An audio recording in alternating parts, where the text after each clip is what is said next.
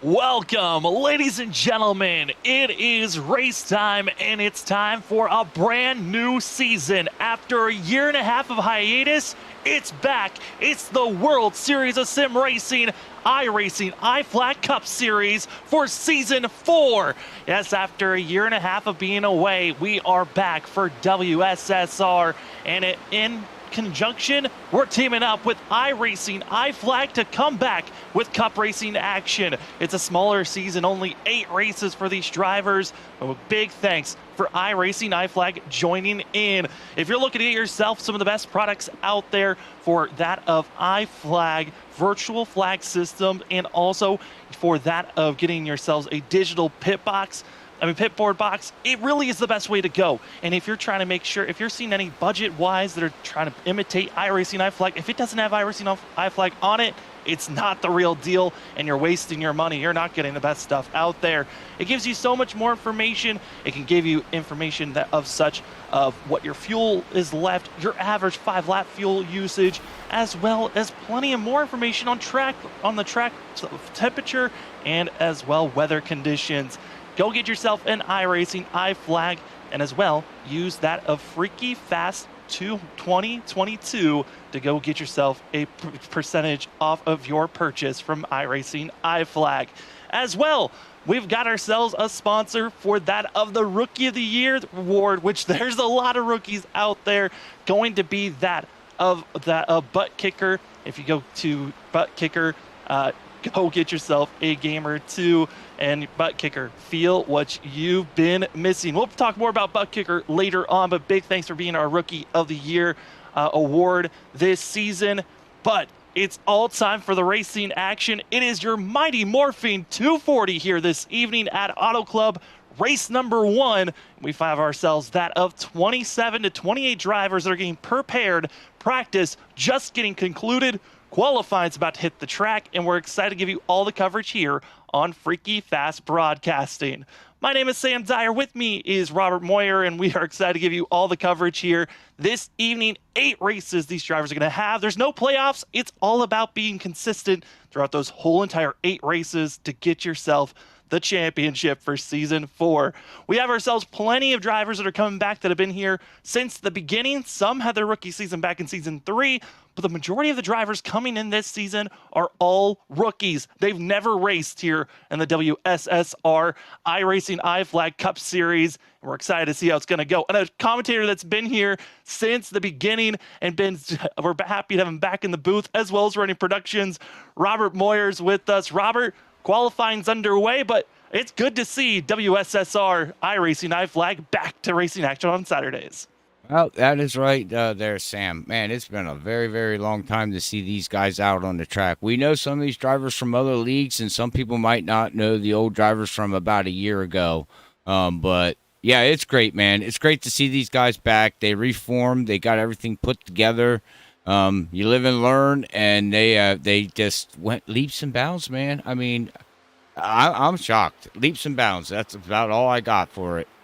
It's absolutely incredible. It kind of was Saturdays are open now on Freaky Fast Broadcasting. Let's bring back one of the best leagues out there that, again, went on a hiatus for a bit, but we're back to racing action. The drivers have had practice here throughout the past week trying to get themselves situated. And Robert, with it being a new season, they're also running the new car. Previously, they were running the Gen 6 Cup machine. We're now in the next Gen 7 Cup cars. While drivers are putting down their first laps here this evening for qualifying, it's Steven Stympian, rookie, top of the board. Stympian's ran 2 races previously at Season 3, but hey, he's coming in technically as a rookie this season, going to be a driver to watch out for, as well as seeing that at Brad Delph, the 14 on track that you see on screen. But this is going to be a fun one, Robert. We're going to be talking about, and we got a long race here tonight, 120 laps for these drivers at this 2-mile monster of a course at Auto Club Speedway. This is going to be a fun one. Oh, it's definitely going to be a fun one, Sam. And the question is where do we start? It's a new vehicle. iRacing's just put out, an update on these vehicles with the draft package and a couple other things. So what we learned in the past might not apply tonight and probably won't apply tonight as we see Brad Delpha popping himself up there at second position. So we'll have to see how this all plays out as Vincent Sora, never mind, it's a miracle around there out there, Sam. Got drivers going up and down in this field. I really don't know what the strength of the field is. If anyone knows that, it's just overall iRating of everything that they have here. But there is some strong contenders here. I mean, I can go down through the list of every single driver, and it's just so good, man. Ladies and gentlemen, I thank you. This is very rare that you're going to hear me up in the voice, so I'm going to be back and forth trying to help Sam here do his job and trying to do my job. But hopefully everybody enjoys tonight's content. And if you do, don't forget to hit that share and like button because that does help us out, very, very much. But yeah, back into what I was saying here, Sam, is we'll have to see how this all plays out because this can be a draft package race, but also it can be white knuckle race, and it can come down to fuel mileage too. Auto Club is known for fuel. So we'll have to see how these guys play this all out as Zach Hall now pops up on the board with a 40.92 there. Yeah, and Zach Hall, one of those drivers I was looking through the stats. I was surprised, and it's incredible to see the growth of all the drivers that have raced in this series before. Zach Hall, this could be his first pole position of his career here in that of the WSSR iRacingiFlag Cup Series, and that's going to be an incredible statement for himself. I mean, this is one of those things where drivers that have raced previously, maybe their stats, maybe they didn't really feel like they had the experience on iRacing before. The growth of bringing in new drivers that are going to be fast, as well as seeing the drivers of previous, seeing their stats that they once had, those are going to be changing up a lot, as well as we're seeing this of John Peel going to be on track for the 70 machine, currently 17th on the boards. We got 30 seconds left, and Peel, that is going to be his last time, going to be 17th on the board. Everyone else seems to be done on qualifying, and Zach Hall in the 24, currently our pole sitter. And Robert, before we get to looking at these drivers and where they're going to be getting our qualifying results, this is 120 laps. We will have a stage break at lap 35. This is going to be a long race, the marathon, I think, for the drivers as well as ourselves. But, man, how are you feeling getting ready for this race here tonight? Sam, I'm sitting here. I don't know how to feel, to be honest with you. I'm nervous, but I'm excited. I'm excited to see these guys back. I'm excited to see all the old drivers that I know for about 4 years and how they drove in and out. I'm excited to see the other drivers from the other leagues that we used to broadcast here at Freaky Fast Broadcasting. It just feels like a big, happy family. That's the mixture of the new and the mixture of the old. I'm so happy for it as well. And like Robert noted, he's not going to be in the booth for every race. Other commentator Tom Bourne will be joining me next week, and he'll be here for the majority of the season. But excited for it. The drivers are set. Qualifying is done, and it's time for our European Wax Center results here from qualifying, and it's going to be seen that of Zach Hall getting his first pole position here for this Cup Series. He's going to be on top of the board with rookie Steven Stimpian in second, with Levi Cox going to be in third, Vincent Sora going to be in fourth place, with Gregory Shaw in fifth, Trevor Earhart going to be in sixth, with Cedric Hunter, Brad Delph, Chuck Sweeting, and the most winningest driver in this Cup Series, Ryan Johnson, going to be back in 10th place. Oh, and sorry about that. So I'm so used to Tom Bourne doing I'm used to everybody else. I'm not used to taking it from 10th on there. We're going to have Brian Johnson, Nick Crawford. We got Powell. Bro, man, see, you don't want me to say freaking people's names. Sean, yeah, I'm all over the place, ladies and gentlemen. I'm trying to do this all. We got Joseph McCorder. Man, wow, it's good to see him back here. We got Brandon Cawley starting there in 14th position. We got Chad in that number 17. It's going to be starting 15. We got Tom Simchek. We all know him in the number 8 the RS Racing team there, starting 16th. We got John Peel, like you said there, finishing up his qualifying. Lucky Duck Motorsports there, starting 17th. And Carl Pooler, one of our drivers there in Limits Esports there in the number 71-18. I do apologize. I messed that all up, but hey, I don't do this regularly. Hey, we're happy to have you in the booth, though, Robert. You're still going to help me out, as well as we know you're going to bring some great energy as well. As we're also going to have that of Bob Skinner going to be in 19th with Christopher Norris in 20th with James Kaufman going to be in 21st with Tyler Dangler in 22nd. 23rd goes to that of Alex Light with that of Tyler Conroy in 24th, that of Michael Yarrow, as well as Rich Jamison, that of Christopher Fail, and also going to be James Hackworth Jr. going to be back in our 28th position. 28 drivers made it to the start of this race, but word has been there are a lot of drivers missing out on tonight. I mean, we're also missing Tom Bourne up in the booth, but we're also going to be seeing a lot of these drivers, expecting the field to grow and to see more drivers decide if they want to match can come in here for season 4. It's a short season, only 8 races here tonight at Auto Club. Then we have Las Vegas, Richmond. Then we go to the Indianapolis Road Course, Talladega, Homestead, Phoenix, and finishing out at Charlotte for these drivers. It's a quick season, but up front it's Zach Hall, Steven Stimpian ready to get us to the green as these drivers at Auto Club. 120 laps. It's going to be a long one, but stage break at lap 35. If a caution happens between lap 30 and 35, that will be the stage break. But for our drivers up front, this is our time to see how has a year and a half of a hiatus. Who's grown? Who's going to be the new shocker? It's time to find out. The pace car is off. And for that of the WSSR iRacingiFlag Cup Series, Season 4 has begun. Green flags out in the air. It's Zach Hall, Steven Stimpian, side by side, but it's the outer lane. Vincent Sora giving a huge push to the 81. Stimpian, he's going to be in the better position as we go down in turn number 1. As they take it down into turn number 1, ladies and gentlemen, on the outside, we got Zach Hall in the bottom there. He is going to be looking to clear Steven Stimpian as they head down that backstretch. Sam, it's great to see these guys. The season has started after a year-long wait. We are rocking and rolling down to turn number 3. Turn number 3, and it's going to be Zach Hall holding strong. Stimpian in second, but it's side by side. Watch out, it's going to be that of Levi Cox. Going to be trying to find some speed on the outer groove, but that outside lane, it's going to take a while for it to really get up to speed. As Stimpian gets a little bit shaken up, Sora's going to back off, and it's going to be side by side for second now as Zach Hall leads lap number 1 here for season 4. And this field, it is going to be slicing and dicing, especially in these first 5 laps. And there's already going to be seen a caution. Further back, it's the big one. 4 or 5 drivers into turn number 1 going to be collected in this. And oh boy, oh, you hate to see this one here, Robert. Our first yellow of the day strikes on lap number 2. Yeah, it's a shame to see it right away here as they do not have no fast repair here. So whoever gets damaged is going to have to deal with it. But it looks like we have Tyler James. We got Chris, James Hackworth Jr. and Chuck Sweeney involved into this one. Yeah, it's a shame, but, you know, we seen this. We were talking about this right before the broadcast started that, you know, first couple laps, these cars are just so unpredictable yet. And we'll have to see how they all play out. But, you know, you seen Steven Stimpian get loose coming out of the turn. We had Vincent Sora dive low to miss what was going on. So, you know, I think we're going to see this all night. It's going to be who can, you know, just take it easy for the first 10 laps there, Sam. Yeah, and big wrecks and carnage for the drivers. If one driver, though, that has a required damage as we take an instant replay of what brought out our first yellow of the day, it's going to be 4 wide action.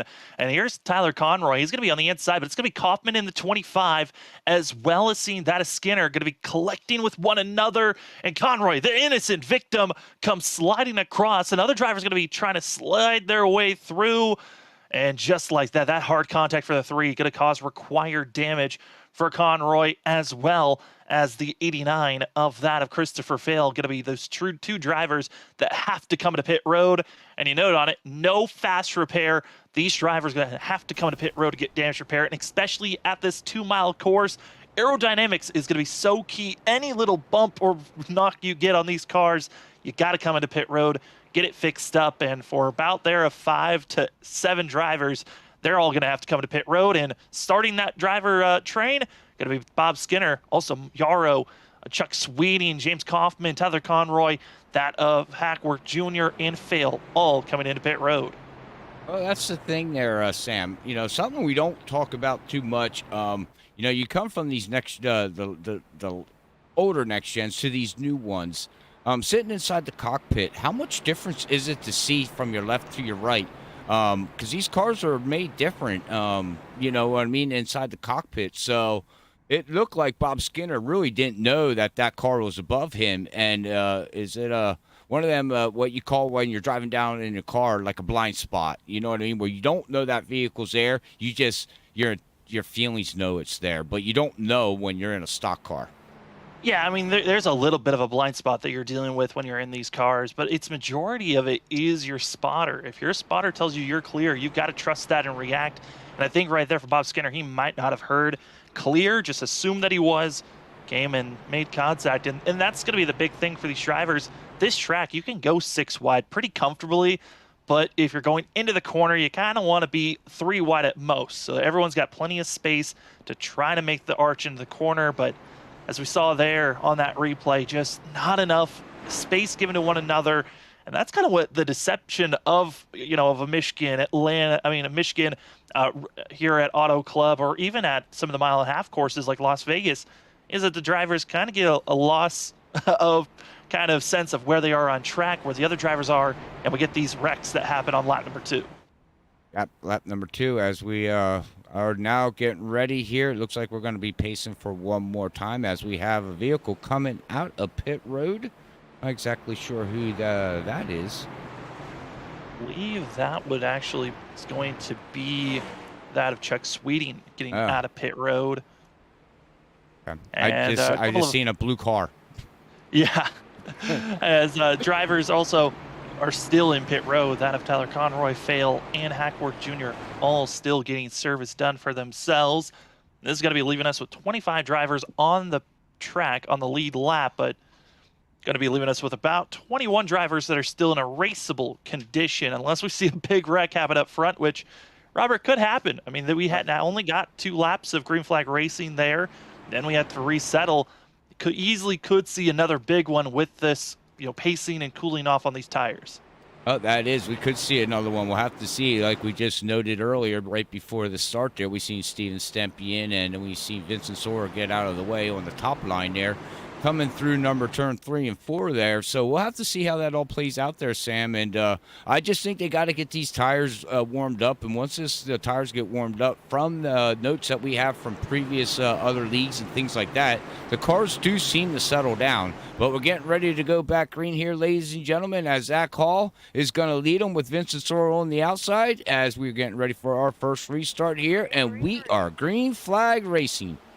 And it's going to be Zach Hall. Great launch for himself, and ducking immediately down to the apron is going to be that of Levi Cox, trying to gain as much time. You dive down to the apron, trying to cut down on the amount of track surface and the length that you're going, trying to gain any positioning as possible. The 99 going to be a driver to watch out for on the exit of the corner, going to be drifting up.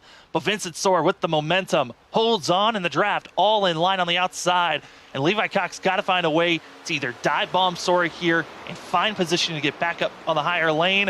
As Sora drops down, it's side by side. Watch out, Cox. Stippian almost contacted. Here comes that of Hello Kitty 13.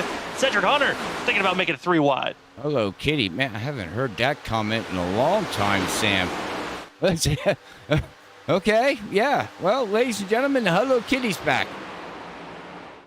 I mean, he's going to be bringing it back. It makes sense to be putting that 13 Hello Kitty machine. Pink is out there, and Cedric Hunter certainly trying to get himself moving and side by side with the 99 as well. Going to be seeing drivers trying to work with one another. This 2-mile course, the straightaway so long, you need to work with one another with the fact of the draft. And certainly we're seeing some drivers try to work with it, as right now, some of our biggest movers on track in the top 10 going to be seeing that of Brian Johnson up 5 positions. And he's going to be the driver in the white and red on the outer lane, as we're going to be seeing him dive it up, down, and we ride on board with Brian Johnson, the most winningest driver of this series with 13 wins.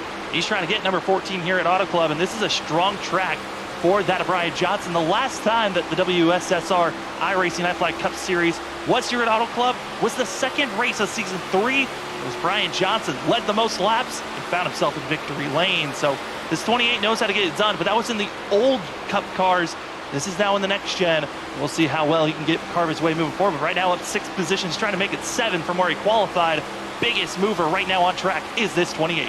Yes, he's going to look down low, and it's going to take it across the start-finish line here as he heads down into turn number 1. And I noticed too here, we didn't talk about the weather too much here, Sam. That sun's coming in and out, in and out. So how much is that going to affect them? As right now we got Levi Cox, Steven Stempian back here, side by side coming out of turn number 2 as, we got a little issue there.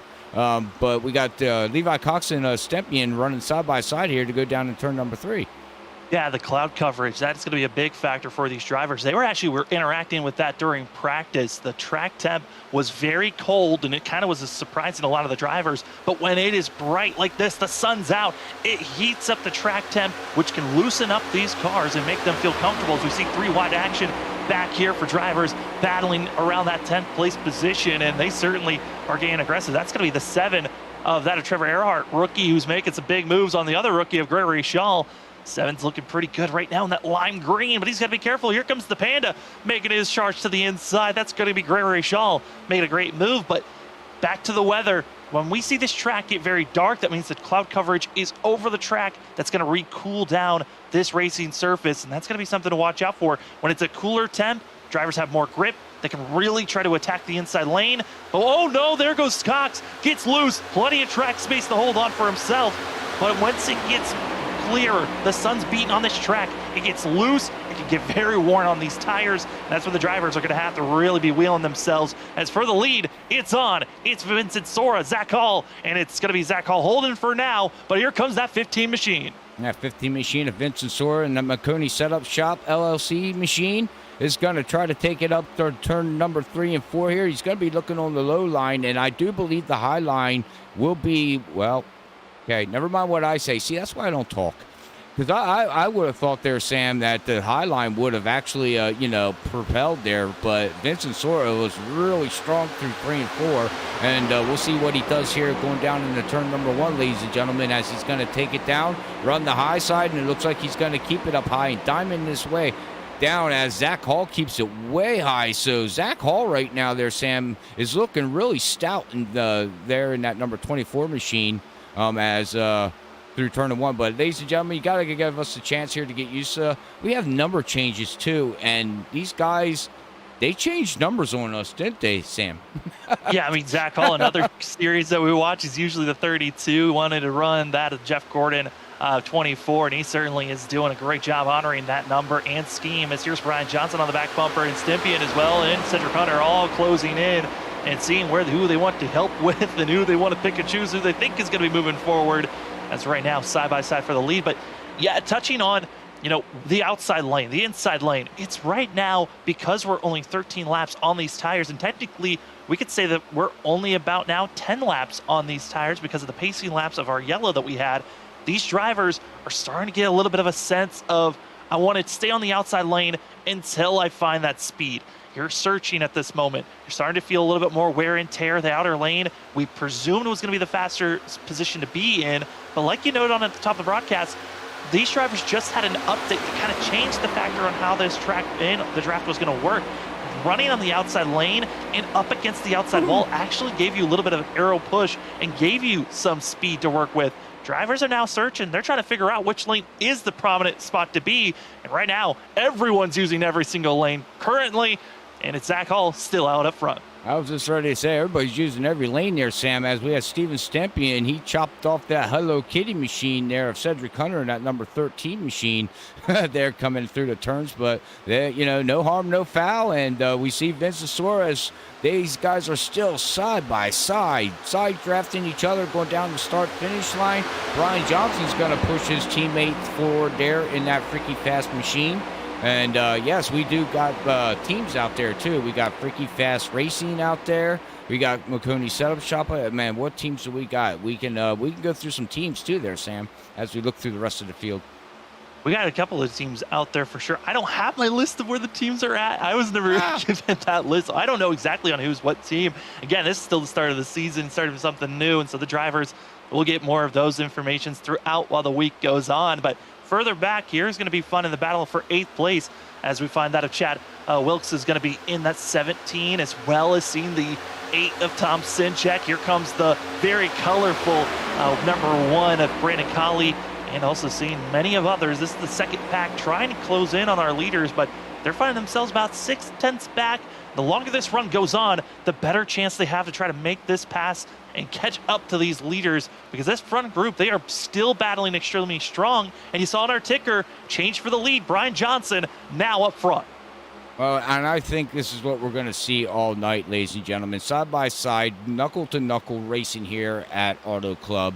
You know, Brian Johnson now took over the lead over Zach Hall and Vincent Sora. But don't be surprised at them two, that 15 and the 24, just, chill out a little bit, let the tires cool down, and they'll be right back up in there. And we're going to see this all night. We're going to have a pack of drivers on top of each other left and right, because I would not put out back here with Gregory Shaw and all these guys back here. Eventually they will catch up to this pack if they keep racing side by side.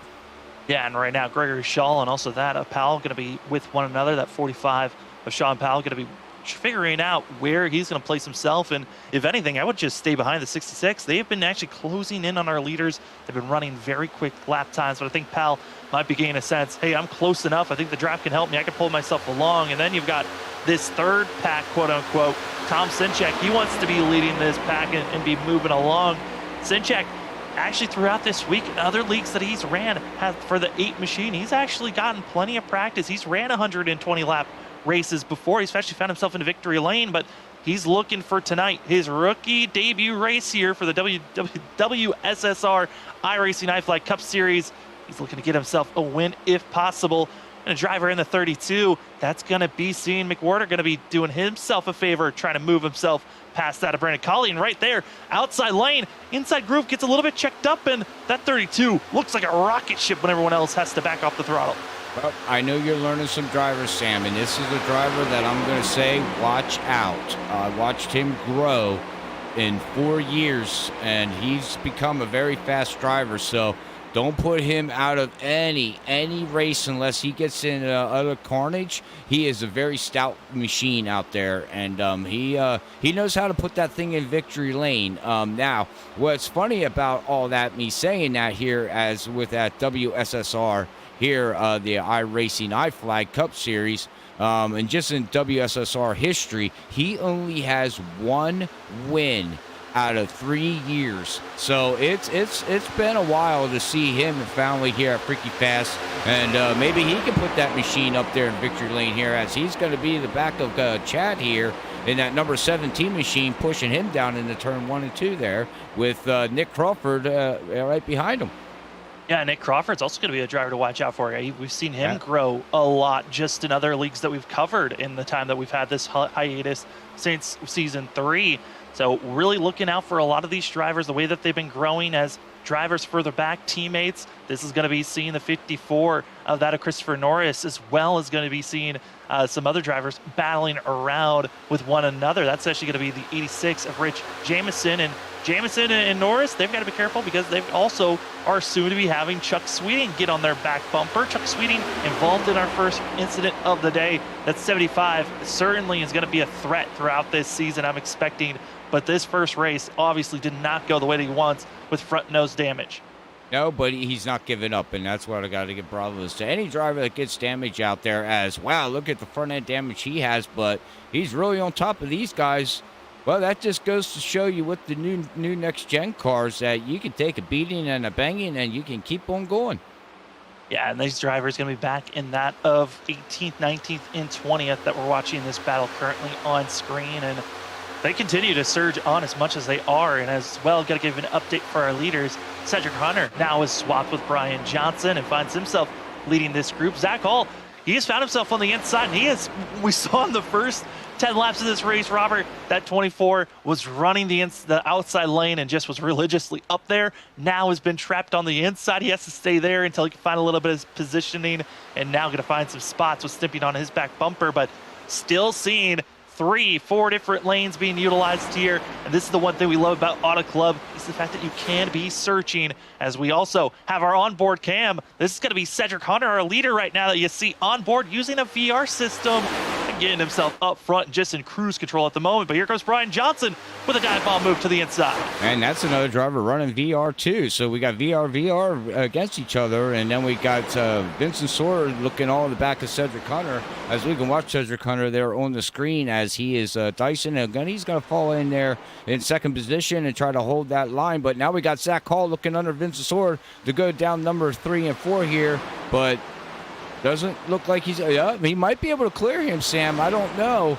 It looks like he's getting stalled out there on that bottom line, though. He looks pretty strong, but yeah, the top line still, I think, is dominant.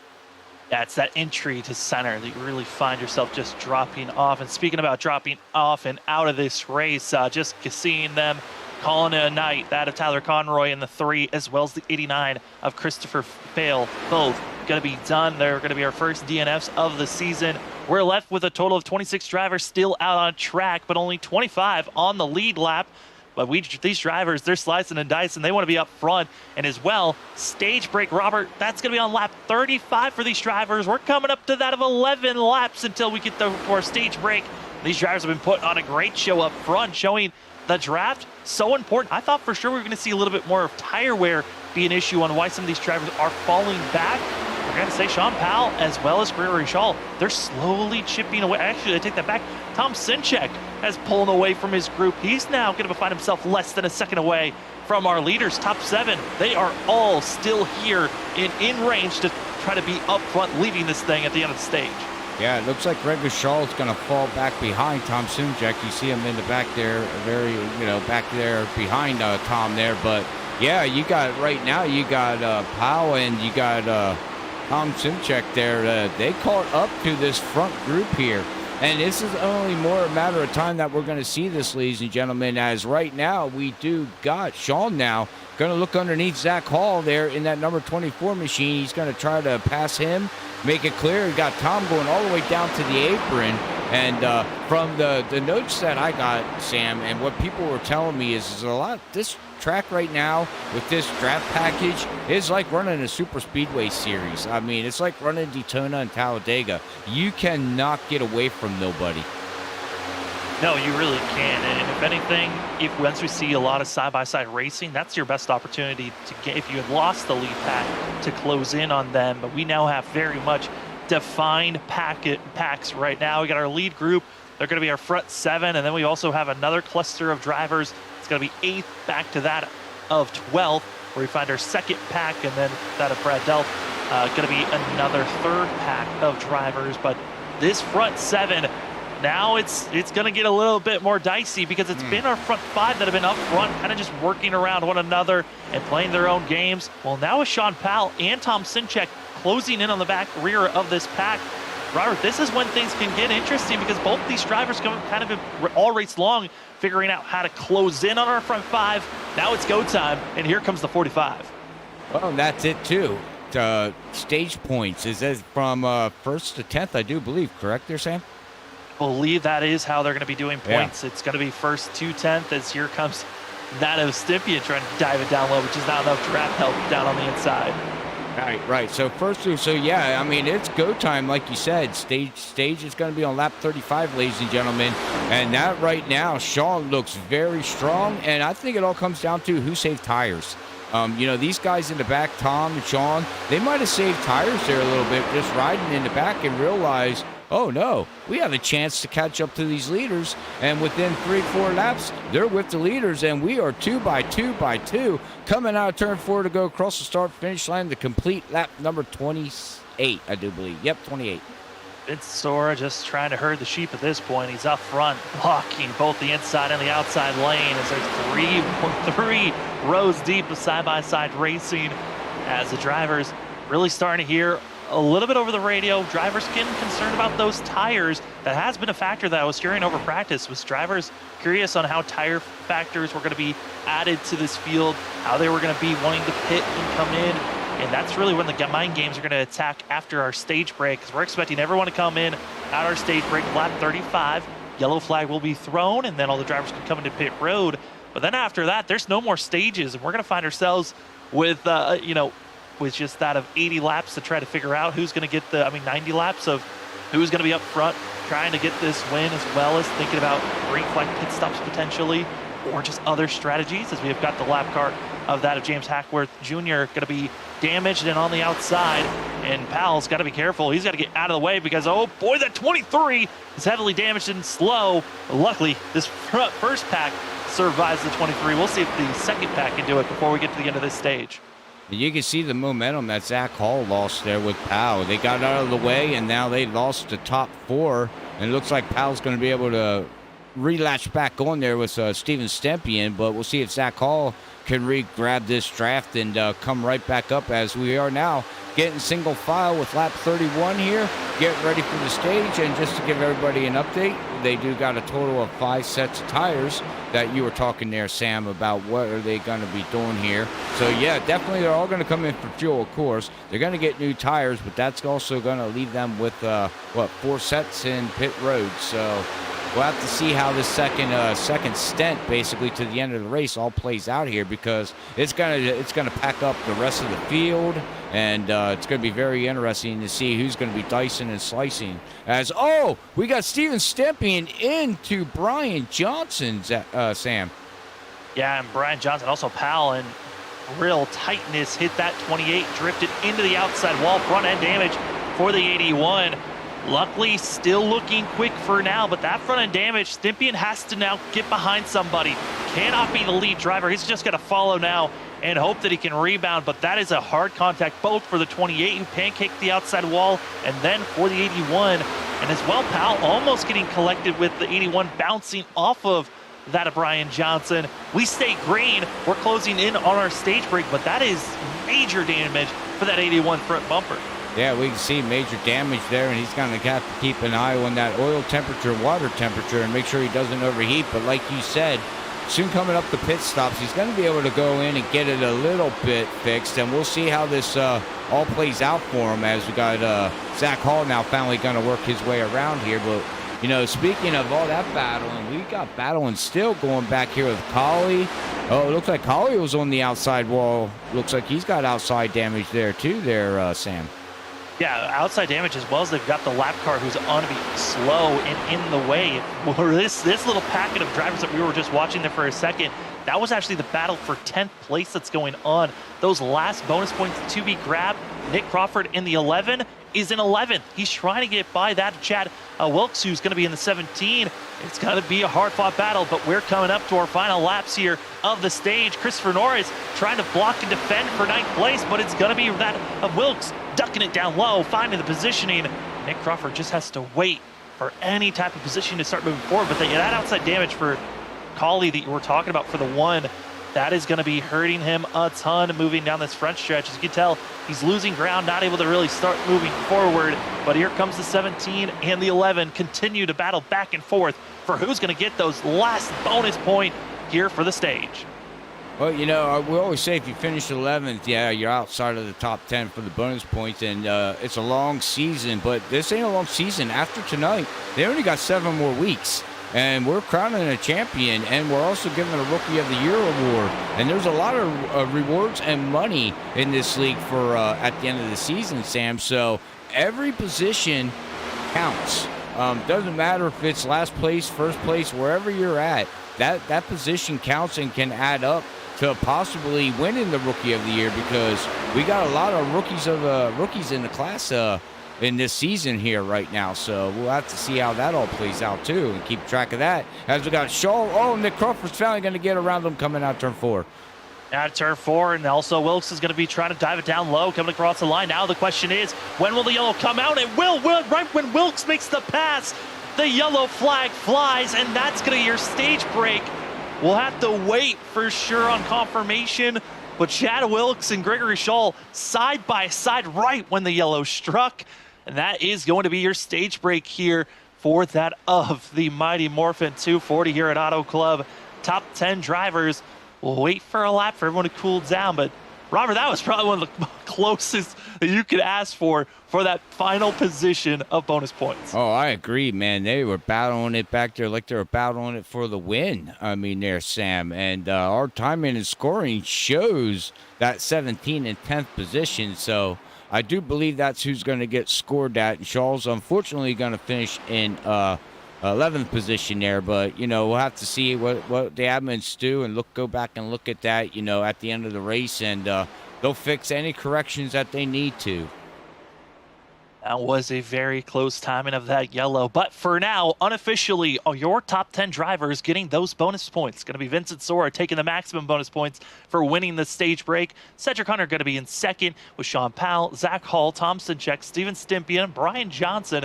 Also going to see that 32 of Joseph McWhorter going to be in 8th, with 9th going to Nick Crawford, and Chad Wilkes just on the brink on the edge of his nose, making the pass on Gregory Shaw, taking that last and final bonus point. Well, the drivers are about to go hit pit road, but we're going to step aside real quick here. When we come back, we'll talk about where the drivers lied after pit road, and as well, get ready for the final push here at Auto Club on who could potentially win the first race of Season 4 here for the WSSR iRacingiFlag Cup Series. Drivers, start your engines!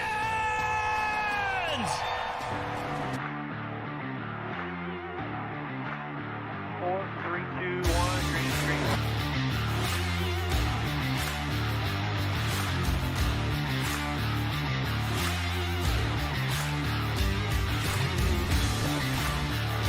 No rear grip whatsoever, up sideways.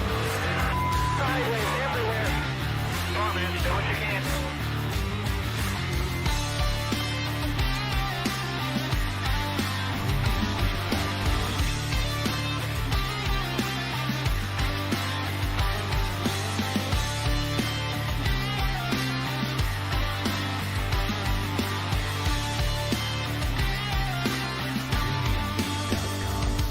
The vibration in this car is the worst vibration that I've ever had, and the shifter's broken again.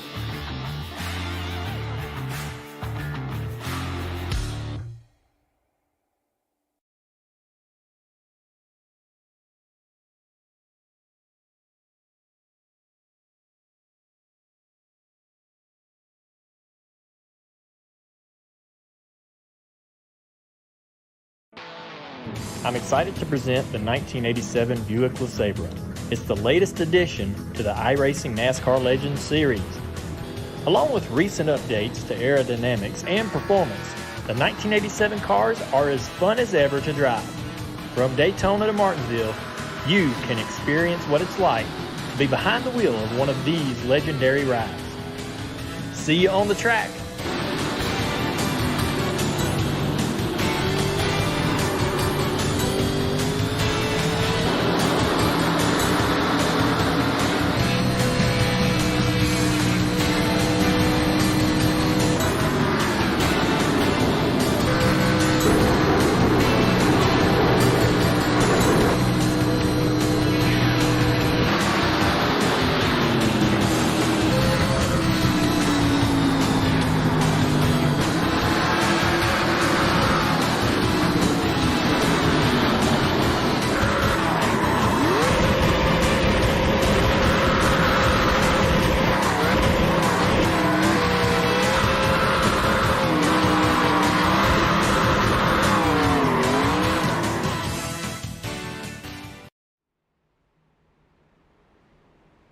Welcome back, ladies and gentlemen, to the World Series of Sim Racing by that of iRacingiFlag Cup Series. It is time for us to get back to racing action. We had our stage break here on lap 35. Yellow came out, and we got to see a dazzling pass for 10th place for that final bonus point.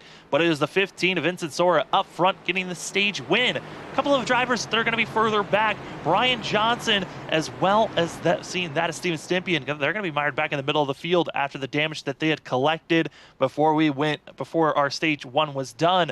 There's no more stages now. It's all about making it to the end of lap 120. And for these drivers, they're excited for racing here on Freaky Fast Broadcasting. We are green, and here we go for the mighty Morphin 240 here at Auto Club. It's going to be Cedric Hunter, Zach Hall. Better launch over that of Vincent Sora. And Sora is going to find a new opening. My name is Sam Dyer. With me is Robert Moyer. And Robert, it's a little bit of calmness up front. They're single filing out pretty early on here. Yeah, I was just ready to say that, Sam. You can see the front guys that took off there. They were more spread out than the start of the race and also the start of after that first caution. They all mired out and got single file, and it looks like just in general the whole pack just is. Wait, it's got McWhorter Whoa! going around, going in. I think he slid down pit road. No, he made it out. Sinchek.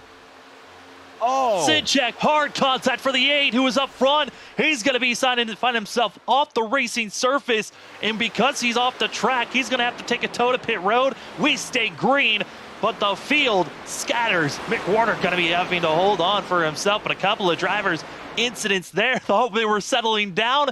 And I think we also, for the drivers and for ourselves, they were on cold tires. I don't think the drivers were expecting that loose sensation. Kind of forgot about it after that long green flag run that we had coming to the end of stage 1. that's what I was just ready to say. Cold tires, and we've seen it at the start of the race. These things are loose. They're wicked. They're a handful. As we got another vehicle going sideways. Oh, we got more going around. I think that was Brad Delph going in the inside. Joseph McWhorter now twice. McWhorter, Delph, both are going to make contact, and they're off the racing surface as well. McWhorter trying to get himself moving along, but that is going to be 2 drivers, hard contact. Second incident out of turn number 4. We'll see if we go. Oh, no! Couldn't get it to turn 4. They're wrecking it. Steven Stippian in the 81. And we are under yellow. Wow, that was just a turn of events all the way around for about 2 laps there, Sam. I am totally lost exactly what all happened. I mean, it was 3 different incidences. I mean, we first saw the wreck from Tom Sinchek. There were a couple of other drivers involved with that one. Then we saw 4 drivers all get loose out of turn 4 for the second go-around out of turn 4. And it was McWhorter as well as seeing Brad Delph involved. And then this go-around that actually brought out the yellow flag, Steven Stippian and Christopher Norris making contact into turn number on the exit of turn 2. And in a blink of an eye, we're back under yellow for our 3rd caution today. Second on-track incident to bring out a yellow. And Robert, now I think the drivers might have recognized we're on cold tires. Let's cool it for a moment. See if once we get some warmer tires, if we can relax. But I think all the drivers are also recognizing, this is the freshest these tires are going to be. This is your best opportunity to make passes.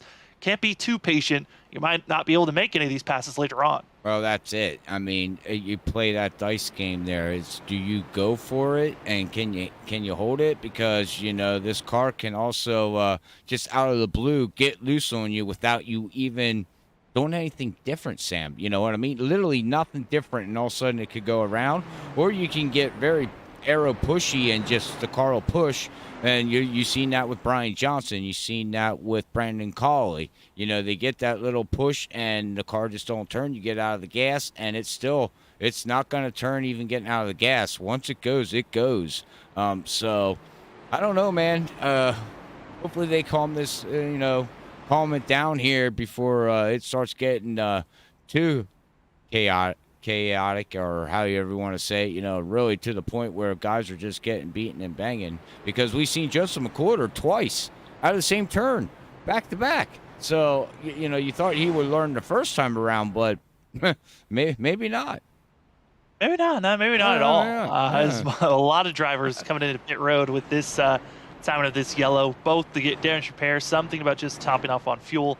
Christopher Norris just going to get a little bit of damage repair and also going to top off on fuel back in 17th. 17th on back, all came into pit road to get service done for themselves. But a driver that's getting the lucky dog with the timing of this yellow, going to be the 23 of James Hackworth Jr., going to be back on the lead lap because of this yellow. Also, a driver that's loving the fact that we had 2 quick yellows with the stage break and as well this yellow on-track incident. Going to be John Peel. Peel's going to be just 1 lap down, but he got disconnected, had some internet issues that knocked him out of the server. He's back in the server now, currently just 1 lap down with trying to take a wave around and also trying to get back out on track. Driver, though, that got the most hard contact from that incident and also just involved with multiple shots and now in pit road for quite a long time. Steven Stippian still in pit road, and as well another driver that got hard contact is going to be the 8 of Tom Sinchek, who has called it a night. Sinchek is done for that late Apex Racing Team machine. And Robert, already seen 3 drivers that are officially out of this race. We're down to just that of 25 that are technically still in the server, 24 that are still out on track. Well, we'll see how this all plays out as they're going to get ready here to go back green, I do believe here. in 1 lap. So we'll have to see, as we do got Steven Stempien now coming back out on track. He's going to stay at least, a couple laps down, it looks like here. He's actually going to be still in the lead lap. Oh, wow. Okay. You can have that. I mean, with how big this track is, 2 miles, and the drivers are pacing at 70 miles per hour, you can be in pit road for quite a long time. So Steven Stempien got a major amount of his repairs done and was able to stay on the lead lap. Oh, we'll see what that we can see what that 81 does there in that Mountain Dew machine. Hopefully he can scrounge something out, because we got some drivers now looking to just scrounge for positions. I mean, that's all they, just finish the race. Wherever you finish, you finish. That is the main goal now. It's start looking on to next week, but first you got to finish this week here with these guys here, and then worry about next week's track. Not worrying about next week. Next week, if anyone is curious, going to be 150 laps at Las Vegas. That's going to be pretty similar to how these drivers are racing here. It's going to be pack racing, everyone on top of one another, but still should be some good action for 150 laps, as well as expecting the field to grow. There's a couple of drivers that we were expecting to show up that did not this evening because they had prior obligations. So we had 28 that started here tonight. I wonder how many we're going to have next week, but the pace car is off. 45 laps into 120 here this evening, and we are green. It's going to be seeing Cedric Hunter, Vincent Soar going to be your front drivers, but Zach Hall in third. Not as close as I was expecting to be on Cedric Hunter, but he's still got a fantastic start, and already going to be a nose ahead of Vincent Soar for second place. Vincent Soar's got a nose ahead of him, as Vincent Soar is going to be on the high side, and we'll see. Normally we see that high side working very well on fresh new tires, as, oh, hang on, we got somebody going around. That's going to be Alexander Light, who's going to be down low off the racing surface. We stay green, but Light luckily did not hit the wall. There's plenty of asphalt down there on the apron on the backstretch, so he was able to keep it off the wall, still running. He's actually still up with this back half of the pack, so it's not completely over for himself. Other drivers, though, that are having issues further back in the field, looks like that of the going to be the 99 of Levi Cox, continuing to struggle 2 laps down to the outside wall, but drivers up front starting to single file out for a quick moment, except for our front 3. They're still dicing it back and forth. As they dice it back and forth up in the front, we'll go back here into the 10th, 11th, and 12th position here, as we got Yarrow there in that number 98 machine there with Bob Skinner right behind him. And now we got Brian Johnson looking on the inside with Trevor Earhart. It's going to look to try to pass him on the outside. And I do think now we got the couple laps on the tires here, Sam. I think things might go up. Now, me and my big mouth, that's the commentator curse, because we got another vehicle going around. Earhart, as well as going to be seeing that of the 99 of Cox, both going into pit road. And the 7 just going to park it, and that could be an end, as he did not make it to his pit box. He's just going to take the tow and is going to call it the night. Trevor Earhart is done. Another DNF for that driver, and for that of Levi Cox. He came in with an unsafe pit entry. He might have to come into pit road and be held for that of 45 seconds. That could be another end to the 99's night, who's already 2 laps down. This could be putting him 3, potentially 4 laps down, as our leaders are still out on track. And gotta say, with some of these drivers, it's been shocking to see who gets loose and who's been out of sorts. But as we've been watching that of Colley, as well as Michael Yarrow, 9th and 10th place, both drivers that have raced in this series before. Michael Yarrow only having 1 season under his belt for season 3. But I gotta say, for the 98, his stats kind of staggering to me. He's raced 9 races, 0 wins, 0 top 5s. He had 2 top 10s, and he never led a lap. It's 98. We've seen in other leagues that we've covered here on Freaky Fast Broadcasting. We know he can lead some laps. The question is, can he get his first top 5 of the season here tonight? He's back in 10th. Still got a couple of more positions to grab, but with some of the issues that we've been seeing here on new tires, it's possible we could see some of our front runners find some issues, and that's a couple of positions to be grabbing.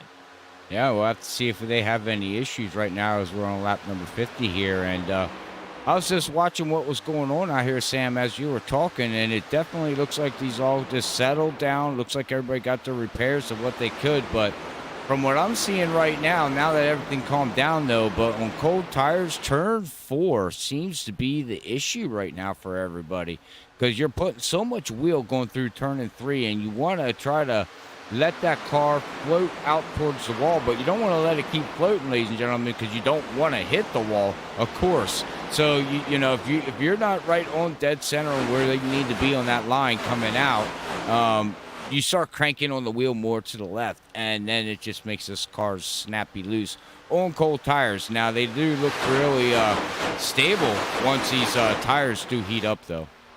Yeah, heat up, and as well, just got to make sure that this car is pointed straight. There was a lot of during, the initial talking points of, hey, we're bringing back the WSSR iRacingiFlag Cup Series. Hey, we're going to do some recruitment races. We're just going to do practices in general. And so I actually got to run in a couple of those and get a sense of how these drivers were going to practice and attack this course.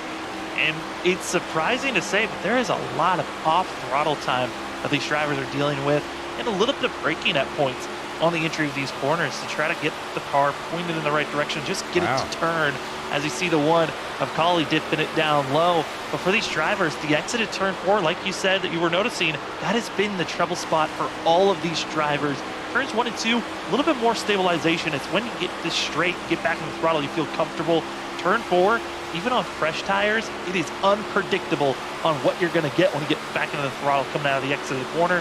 Some drivers, they let the car coast a little bit further before getting in the throttle. Others, they say, whatever, I'm going to gun it. Let's just try to hold on and seesaw my way out of this corner. Yeah, very true, Sam. And that's very interesting that you said. I have not ran one lap in this new car, so I really don't know what it does and what it likes and what it don't like. And I know these drivers are learning this season in the next 8 weeks on how to handle these cars, what the car likes, what the car does not like. But note on that, what really got me, what you just said there, Sam, is that they're using the brakes to enter into the corner. So they're using the brakes to basically keep that car pointing straight, correct? You come in with so much speed, you either have to let off sooner or you let the car dive in a little bit deeper and you tap on the brakes just a little bit to try to slow it down. The arcing in the corner, the tightness of these drivers is where you really find the entry of the corner where you come in with too much speed. I mean, these drivers entering into turn 1 going 190 miles per hour at times can almost hit 200 miles per hour. And with the aggressiveness to get the turn in, you got to tap the brake just a little bit if you want to sometimes make the corner and just hit the apex. Otherwise, you're going to go straight into that outside wall, or you let off a little bit sooner, which if you're letting off sooner, the drivers behind you could be running over you. And that's why we see these massive checkups when you see all the drivers in line together. That can cause, hey, I'm going to go follow a different lane, and you can gain a lot of spots. So it's a lot of give and take mind games going on. But yeah, it's so interesting how there's a lot of different ways you could be attacking this course. Oh, very interesting there, Sam.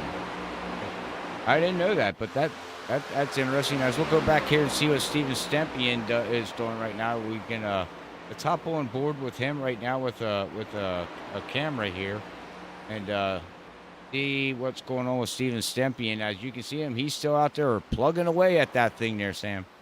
Yeah, and right now for Steven Stempien, as you can tell, driving with one hand, kind of a little bit disappointed for himself, and also just being involved with multiple wrecks and incidences, just too much damage for this 81. And honestly, it's just to be out there, cruise control for these next 60 laps that we're coming up to here shortly.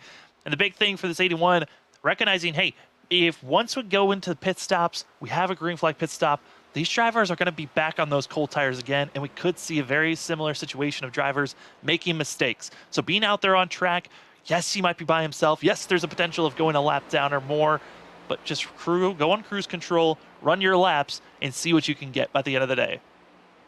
Well, and that's it. Just run your laps and see what you can get by the end of the day, like you said there, Sam, because you don't know. You know what I mean? There could be another big one up here in the front, and something could happen, and you gain 3, 4, 5 positions means a lot, especially with this, an 8-week season. That is, don't sound long. It sounds long, but it's not long when it comes to racing because, every given Saturday night, a driver could run into some kind of issues as we watch Richard here in that number 86 machine right now there from Tulsa, Arizona. Running, where's he running at here? He's running in 11th position, so he's almost made himself up to the top 10 there. Yeah, he actually was running up in the top 10 for a quick moment, and then he had Michael Yarrow and Brian Johnson make the quick pass on that of Jameson, but Jameson's done a great job where he's running. Gregory Schall's also looking like a driver that's going to try to make a pass. But, one of these drivers, we talk about aggressive. Gregory Shaw certainly is one of those drivers, as well as this 32. Going to be a driver to watch out for McWhirter, who's back in 14th, with also Christopher Norris, a couple of drivers that we've seen in other series. And you talked about, watching McWhirter's growth back when WSSR iRacingiFlag Cup Series first started in the 3 seasons they had. Christopher Norris, who's behind right in the 54, we've covered in other leagues, and seeing the growth of this 54 has been incredible to watch as well in the 2 to 3 seasons we've seen him in other racing leagues. That we have. We've seen the growth of him, and sometimes we ask ourselves there, Sam, we see the growth of him, and then we stop and say, what are you doing? Isn't that true? It's like, you're doing great, and now all of a sudden, that was not a good move. I mean, it's like when you see, though, I mean, there's always those, in professional sports or racing in general, that there's certain drivers or players that show those glimpses of greatness and then they falter back. You got to go through those growing pains to get to where you want to go. And Christopher Norris, as well as that of McWhirter, 2 drivers we know they've had their growing pains. They probably might still have them continuing on, but they certainly are putting on a great show for us. And I now want to move up to 7th place, where we find that of Chuck Sweeting. I mean, this is a driver that was involved in one of our first accidents of the day for the 75. Thought maybe he was going to go into, let's just get a top 15 finish, maybe a top 10, running in 7th place here. Robert, this is a great run for the 75, who has still that major front end damage, but it's just working with it, sticking behind other drivers that are making some big moves and just letting the draft pull this 75 along. Well, if that tells you anything about the stack of this field, just watch what Chuck is doing there right now, Sam. Yeah, he is back up in 7th position with the front end damage. He's got some rear end damage on that thing. He is just working with the draft, like you said, doing what he needs to do to stay where he needs to be. And, that's impressive with the damaged car. Can you imagine now without a damaged car, where would he be? He'd be up there probably in the top 2. Trying to race for a win. He's a very smart driver in that Gator racing machine. He knows what to do and what not to do. So he's just working it, man. And I won't be shocked that he doesn't at least walk out of tonight's race here in the top 10. Yeah, I mean, Chuck Sweeting, in all the different series that I've seen him run in, us covering here on Freaking Fast Broadcasting, or other series that I've watched him just run in, this 75, certainly the mentality of just staying out there, go-getter, certainly is there. I think of whenever I think of Chuck Sweeting, I think of fuel mileage. That is where I see Chuck being one of the strongest drivers to watch out for. And if this race, if he can keep himself within 2 to 3 seconds of our leaders, that could be a way for him to find a way to get a win here, is if we stay green. Fuel mileage could be a factor to watch out for as a newest driver. Could not stick it anymore. Too much damage for the 99. Levi Cox is done for the evening. We are now left with 23 drivers out on track, and with only that of 21 on the lead lap. Here's a couple of other drivers. Michael Yarrow back in 10th. He's been having a good run for himself. That also of Jamison. Carl Pooler in the 71, running in that at 12th. He's running decently well for himself. Good run. Yeah, I was just ready to say, Carl Pooler there, in that number 71. Really good run for him right now. He's running back here. He's running his race. You don't have to win the race to be a winner. You know what I mean? I don't know if anybody understands what I'm trying to say there, Sam, but, just finish. Do what the car's going to give you, what the track gives you. Finish in 10th. 10th is 10th. Hey, take it home as a win. Move on to the next week. That's always the way I've looked at it. So we'll have to see what he plans out here for the rest of this fuel run, because they all pitted on lap 37. We have a couple cars all the way back to Joseph McWhirter pitted on lap 43. So what are they looking on fuel mileage here? Do we even know any notes on that, sir? I was not given anything on notes, but I would presume, just based on the fact that we had a 35-lap stage break for these drivers, most likely it's going to be around that of lap 40 to 45 onto a stint. So then that would be pushing these drivers right now. That put us about 15 laps away from us. Think about pit stops. So around lap 80 to 85 is going to be the window. Around lap 81 is going to be the opening of these drivers, making it to the window to the end of the race. But I presume a lot of these drivers want to push it as far as they can go because there is also the chance, and is there, we have ourselves 3 attempts at overtime if needed, but we're past halfway, and these drivers are recognizing it's go time from here on out, and it's time to get yourself the calculator in your brain. Think about when you need to come into pit road. Some have, elements that could give them advantages on when they're going to run out of fuel. Some don't. Well, if you really want to know those knowledges as well as possible, you got to go get yourself an iRacing iFlag. That is the best way to get the information. I would imagine some of these drivers are hoping they've got themselves an iRacing iFlag because they could give you your 5-lap fuel usage average. And also, Robert, they can tell you how many laps you have left on your fuel on top of that, as well as weather, track temperature, weather conditions, and much, much more with their iRacing iFlag visual flag system. Gives you clear indications of the flag state on track, as well as just gives you visual spotter information, and also can give you that of the digital pit board. So much information that you can get. It's a way to advance and make sure you've got the best information. If you like to go get yourself a discount, getting yourself an iRacing iFlag, go to Freaky Fast 2022 when you're purchasing. Use that promo code to get yourself a percentage off of your purchase, as well as some other sponsors that we got to give thanks to. ButtKicker, we said we were going to talk about them more later on. Well, here's our later on.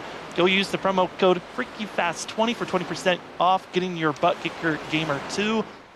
Hey, if you are tired of just hearing sounds, you want to elevate more than just having your iRacing iFlag, get yourself a ButtKicker. It's a way to feel the sounds.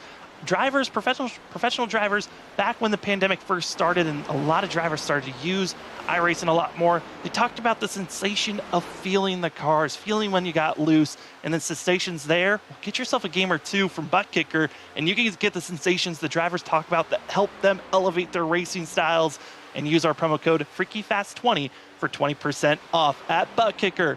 Feel what you've been missing. As well as, hey, if you don't have a racing rig to connect to your iRacing iFlag or to your ButtKicker, well, this is the place to start. That is Advanced Sim Racing. Go use the Advanced Sim Racing. Go purchase, make your racing rigs. They've got the chassis already there on their website. They also have steering wheels, monitor stands, and so much more to make you sure that your racing rig is set up. Then go get yourself a Gamer 2 from ButtKicker, get your iRacing iFlag, and you're set to go racing on iRacing. For Advanced Sim Racing, use FreakyFast5, 5% off. Well, Robert, that's majority of the sponsors we've got. And tonight, these drivers still are out there on track. Again, we're looking about 10 laps before we start to see some drivers think about pit road stops for themselves. Could be a little bit further. It's mainly also on the draft on how much they've been saving fuel. But right now, got ourselves only that of 20 drivers on the lead lap. That's right, as we watch Justin McPorter go by here, running around with him. But yeah, thank you to all them sponsors out there. And please, ladies and gentlemen, if you haven't, go check out their website. And if you're interested in ordering something, make sure you use our promo codes and let them know that we sent you your way. But yeah, I mean, it looks like everything got settled out now here, Sam. We are now looking like around 70 laps into this run here. And we are still one single file here for the top, 1, 2, 3, 4, 5, 6 cars right there back to Nick Crawford. They're still in the draft yet, but I think these guys realize, let's make it to the next pit stop. Let's not do nothing drastic, and let's worry about getting to the end of the race before we really start racing. Yeah, and there's a few drivers that are in the mix of this top 6 that were not there during the majority of our stage 1. Again, stage 1 was back on lap 35 for these drivers, and that's when the stage break happened. But we had about a 7-car breakaway during that time. And our usuals, Vincent Sora, our stage break winner, he's up here, same with Cedric Hunter, Zach Hall. But the newcomer in 4th, that's going to be the 17 of Chad Wilkes, who's going to be in the mix here. Wilkes back in season 3, but I think that's a year and a half ago. This 17 actually qualified, got the pole position for season 3, and finished 2nd. That was in the old Cup machine. Well, here tonight, he's done a great job. Qualified back in 15th, worked his way through the field, but oh boy, gonna be seeing Nick Crawford up in the outside wall. He got that arrow push. He got behind Chad there, and that thing just pushed right into the wall coming out of 3 and 4 there, Sam. And there was nothing he could do. That thing just went up and smacked it hard. And that's one thing with these, you know, I bet that caught him off guard. I bet he wasn't even ready for that to happen. No, and that's the power of the draft and dirty air. If you see a driver just a little bit closer to the outside wall or make the motion that he's going to go for the wall, if you're following in his tire tracks, it can just, like you said, the arrow push, just throw you up there and pancake the outside wall, losing momentum. And also you see the scrub marks on the outside right side of that 11. It's there, the damage, as well for the one of Collie. He's got that damage from earlier in the race, but it looks like for Nick Crawford, could be worse than expected, as he will be finding himself losing ground and continuing to go slow and going backwards. Also want to give an update for some drivers that came into pit road. Gregory Shaw, kind of a surprise, looked like a caught speeding into pit road for the 66. Unscheduled stop for himself. This is going to be potentially putting Gregory Shaw in a position to have to do another pit stop after this. Well, the rest of the field, they're banking on just making this race a one stop from here on out. It looks like he's going to make it. Oh, we got smoke going into pit road. It looks like somebody else is entering pit road there. And that would have been Steven Stempian, I do believe. Yeah, Stempian actually got loose for himself, just running low, slow, and snappy loose, and actually just pulled it into pit road for the 81, then had to take a tow, and actually is going to be calling it a night. Just too much wear and tear, frustration on how this night has gone for Stempian, who qualified second, and his race is done. This has kind of been an interesting moment, though, watching this, Robert, of a lot of drivers that qualified in the top 10 have been having some major issues here during this race. I mean, we have our driver, Gregory Shaw, in 22nd position, qualified in 5th. He had to make an unscheduled stop, 2 laps down currently. Then you get Stempian, highest of our qualifiers that have had issues, in 2nd. He's in 23rd. He's done with his race. Levi Cox qualified 3rd. He's done. Also, Trevor Earhart qualified 6th. He's done in this race. That is a lot of drivers. It's surprising to see how many of them is struggling, just showing how tough here at Auto Club it's been. Also, another driver into pit road. It's going to be that of McWhorter in the 32. He's hitting pit road. Yeah, 32 is going to hit pit road. So what are you trying to tell me, Sam? The driver should take notes of starting the back?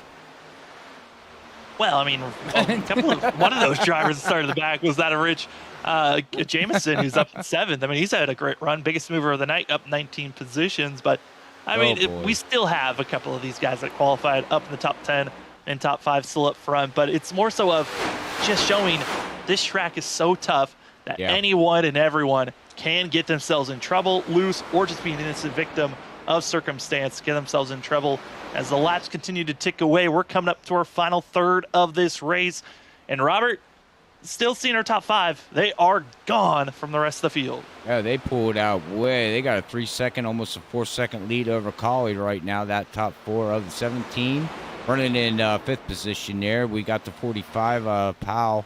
Right now, he's running in 4th position. Hall's going to be in 3rd position with Cedric Hunter, and that Hello Kitty Machine in the 13th position with Vincent Sora right now, our stage 1 winner, running out front. He's got about a 3/10 lead over Cedric Hunter right now. He's looking pretty strong, as we got the 45 looking way high right now.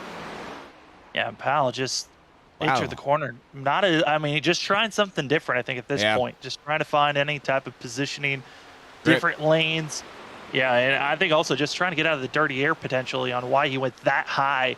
Just trying to get a sense of, if my tires really this worn off, or do I need to or is the dirty air just that strong this late into a run? I think it's both, to be honest with you there, Sam. I think the dirty air and the tires are graded. They're gone. They're just gone, after all this, because we're looking at with another, 10 laps roughly, give or take here, that we will see these front guys come in, and it's going to find out, like we had Ken Campbell out there on Stars and Stripes Thursday night that we broadcast on Freaky Fast Broadcasting.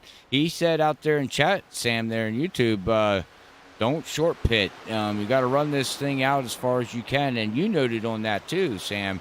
So I think that's what these guys are going to do. Now, if I was farther in the back, 1 or 2 laps, I might just gamble and do that. I mean, what do you got to lose? You got to try something, especially from Collie on back, as he's now about 4.5 seconds behind his leaders. So within 3 laps, he lost a second.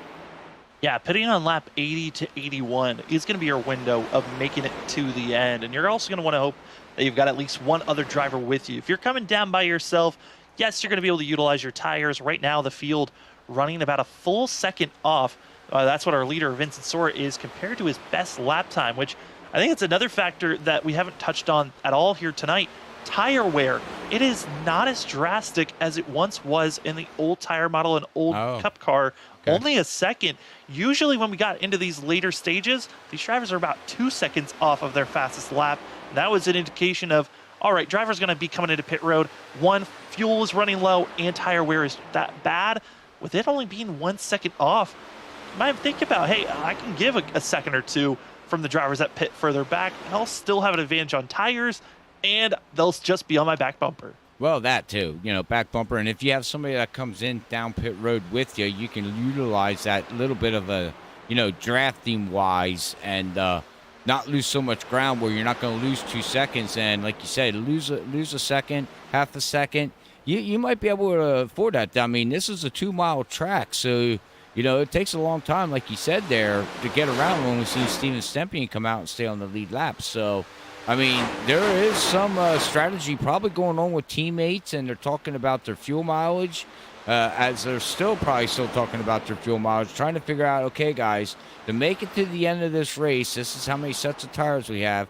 This is what we got to do. Let's figure it out. And if we have to short pit, let's do it. Let's try to get out of the dirty air, and just use their dirty air, because then they can communicate on their team channel on how to combat that dirty air. Yeah, and how to work with one another moving forward from here on out. And another thing for these drivers, most of the field that's still out on track, they've only done 1 stop, and that was at the stage break of lap 35. The rest of the field, they have still been out there. A couple of drivers have pitted twice, some taking tires, others just taking, damage, repairs. So most of the field still has a lot of extra tire sets to work with, which I think is kind of interesting to see, especially with the amount of yellows that we had back at the start of this race for stage 1. We didn't see as many drivers think about coming into pit road. Now we're seeing these drivers. It's looking to be just a 1 stop from here on out, which this is going to be the money stop. They can make it from here on out, but it's more so of who wants to have the best tires and wants to move on forward, because track position has proven if you get pushed further back, you can be caught in someone else's mess. And also want to give note, Bob Skinner, one of the first drivers to hit pit road a lap ago, and now going to be a driver up in the top 15. Brian Johnson, going to be one of the first drivers to really hit the pit road for the 28. And then right when the window opens, Johnson's into pit road. This is a gutsy call. He's all by himself, but he was already going to be back in that second pack that was about 4 or 5 seconds off of where our leaders were. Well, it's a gutsy call for him, but it's also he had a damaged vehicle. So, I mean, it's a no-win situation for him. I mean, if he can, I think he's just doing that now there as we got to 17 now hitting pit road here too, of Chad. I just think these guys here are just doing it as Sweeting's coming in to try to gain that 1 second, 2 second on the rest of the field, knowing that they're going to fall off a second or 2 from the fast guys that don't have damage. So you never know how this all could play out there, Sam. Also going to be Michael Yarrow coming in with this group of 3 that all came into pit road. There's a couple of other drivers further back. Here's the 19. That's going to be seeing that of Tyler Dangler, going to be up in that of 12th position. And I'm talking to Tyler Dangler about how this offseason going into season 4 comes in as a rookie, and really his goal coming in was, hey, I just don't want to be a back marker. I want to go for top 15 finishes. And certainly he's looking good right now in that 19. Still waiting to make this money stop, but right now doing a great job out there on the lead lap for Tyler Dangler, as well as he's running around some of these other drivers around himself. Yeah, tonight's sponsor too, just so everybody knows that, in that number 19 machine. So thank you, Tyler, for sponsoring tonight's race here at WSSR iRacingiFlag Cup Series here. As we will go up here and look at Christopher now. He's still up here running in 8th position, up 12 positions here, battling in 8th position with Brad Delph here. But look at Light. I got to give Brad up 16 positions here, Sam. This guy is looking pretty good here tonight. He's just minding his own business and doing what he needs to do as Yarrow gets loose coming out of 4. That's going to be coming out of 4, and like we noted on those those new tires, gonna get these drivers loose out of 4, even if you're by yourself. And for Alexander Light, he's happy that he is still running. That could have been a disastrous moment for the 97, but like you said, having a good run for himself, up 17 positions, qualified back in 23rd. Really, I don't think, actually, I have to take a look at one of our drivers that really didn't practice at all, came in right into qualifying, and he's done a great job just throughout this race, finding his patience, being up front, but a major cluster of drivers up front into pit road. Sora, Hall, Status Cedric Hunter, all into pit road, and that's going to be leaving that Powell as well as Nick Crawford out on track by themselves. And most likely, they're going to have to be coming into pit road here shortly. Very shortly. And do they stay out as long as they can there, Sam? And with all these guys coming out with fresh tires, do they get that lucky caution? And that might all just play out the way they need it to be. We'll see what this 45 does here as he comes out of turn number 4 here, and hang on to it, and he swows that thing down on pit road, getting loose coming out of 4. So he's not going to play hopefully we get a yellow flag, but Nick Crawford is going to stay out with that damaged car, and he's going to go around one more time, 2 miles, and maybe he can catch that lucky yellow. Also going to be seeing that of Alexander Light staying out for an extra lap, as well as that of Brad Delph. Delph's going to be the one that's interesting in my eyes. Brad Delph, under our last yellow, we only had about a lap or 2 before we had immediate yellow because of drivers having issues coming out of turn number 4. Brad Delph, under that caution, came into pit road, got damage repairs, and also topped off on fuel. So this 14 can stretch out the fuel a lot longer than everyone else. You won't be able to make it to the end of the race, but certainly could wait for that potential yellow. As, oh boy, these drivers just, I'm looking at this field. It's giving us heart attacks up here on who can survive and who can't. You took the words out of my mouth there, Sam. Turn 4 is so hairy. These guys, this might all play out for Brad Delph. Like, honestly, we'll have to see how this all plays out in the next couple laps, because he stayed out, like you were saying, 38, 39, 40, about 5 laps more. So he can probably go about 5 to 6 more laps here in that number 14 Charlottesville dental care machine. So we'll see how this all plays out. But he's also got to wait for Nick Crawford to hit pit road here. And how long does he stay out? Yeah, and that's the big thing. Nick Crawford has been staying out so long. He finally comes in, but he gave up so much time. He's going to be about 4 seconds or more back from that of Zach Hall and others. You have to think he was banking on that yellow. Yeah. It never came. And now Nick Crawford, he is going to be paying a lot for this one if this race stays green. And same goes to that of Brad Delph. Delph staying out for this 14. Yes, he has the fuel to stay out for another 5 more laps. But for the 14, that is each lap is anywhere from a full second to a second and a half that he's giving up on everyone else behind him. He needs a yellow to hit.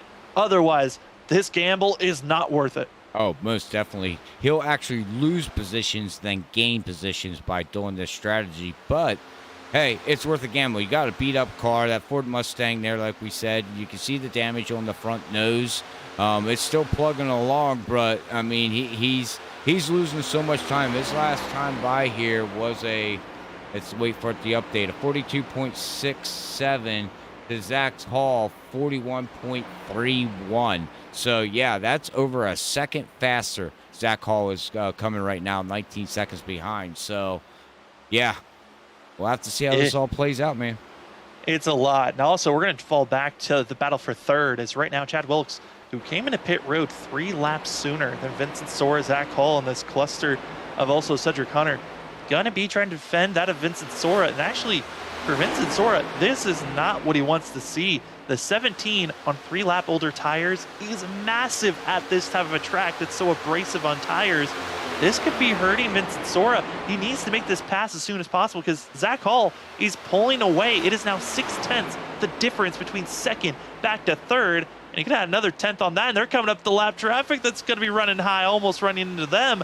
Sora needs to go, and there he goes, diving it down low. That's the run he needed. Sora now able to make this pass. Yeah, most definitely. He had to do it within really fast. And now, not only that, as he gets side by side there with Chad, you got Cedric Hunter behind him, too. That's got to do the same thing there. And Powell, he has to do the same thing there in that number 45 machine. So he's got 2 more vehicles behind him that are going to be pushing it to try to get around him and not waste too much time. Now, I'm trying to go back into memory bank here, Sam, and I do know Chris. He raced way back in the day a year ago, and I have not seen this gentleman on the track with over a year. So it's good to see him back. He just needs to get a paint scheme. Yeah, that's for sure. Going for Chad Wilkes right now in the 17. Doesn't have the paint scheme on, but certainly, Auto Club has been a track in the history books here for the WSSR iRacingiFlag Cup Series, where the 17 has performed well. Again, last time that these drivers were here at that of Auto Club back in September 5th of 2020, back around when the pandemic was still in its beginning stages. Wow. This been watching how this 17 was running back then. He got the pole position, finished second to Brian Johnson. Hey, right now, trying to go for another top 3 if he can figure out how to get by Vincent Sora, even though Sora's on those fresher tires. Now, where'd you pull that money bank out? 2020. Man, you're making me feel old. I've been doing my research. Oh, we had time. I might not have been in the booth, but hey, we went back there. Oh, man. Wow. Yeah, you might not have been in the booth, but, Sam, we're happy to have you here at Picky Fast Broadcasting, as always. So, but we'll go back to the action-packed racing as they are, Cedric Hunter there's going to be working around a lap car of that number blue car. The 25. I believe that's going to be Kaufman, who's going to be the first driver a lap down in 17th. And Kaufman, who has been involved in a lot of other wrecks, as Brad Dell finally hits pit road. And that's going to be, he never got that yellow that he wanted. Nope. And now going to be hoping that he's got fresh enough tires. Try to at least salvage top 10 if possible, but that is going to be looking impossible as well. Yes, we're less than 30 laps to go, coming up to 20 here in just 6 laps. But that is a lot of ground that 14 is going to have to make up on top of being damaged. It's going to be a tough one, Robert, but really all eyes are going to be up front. Zach Hall, Vincent Sora. Zach Hall, with getting by that of Chad Wilkes so quickly and pulling away, that could be the winning factor on why this 24 could win here tonight. It could be, and well, we'll see how that all plays out. Like you said, we have the 24 of Zach Hall, Vincent Sora 15, they're running in second. We got Chad in number 17th. We got Cedric Hunter running in fourth, and rounding out your top 5 is going to be Powell in at number 45. So stay tuned, ladies and gentlemen. We will be right back after this quick commercial break from iRacing.com.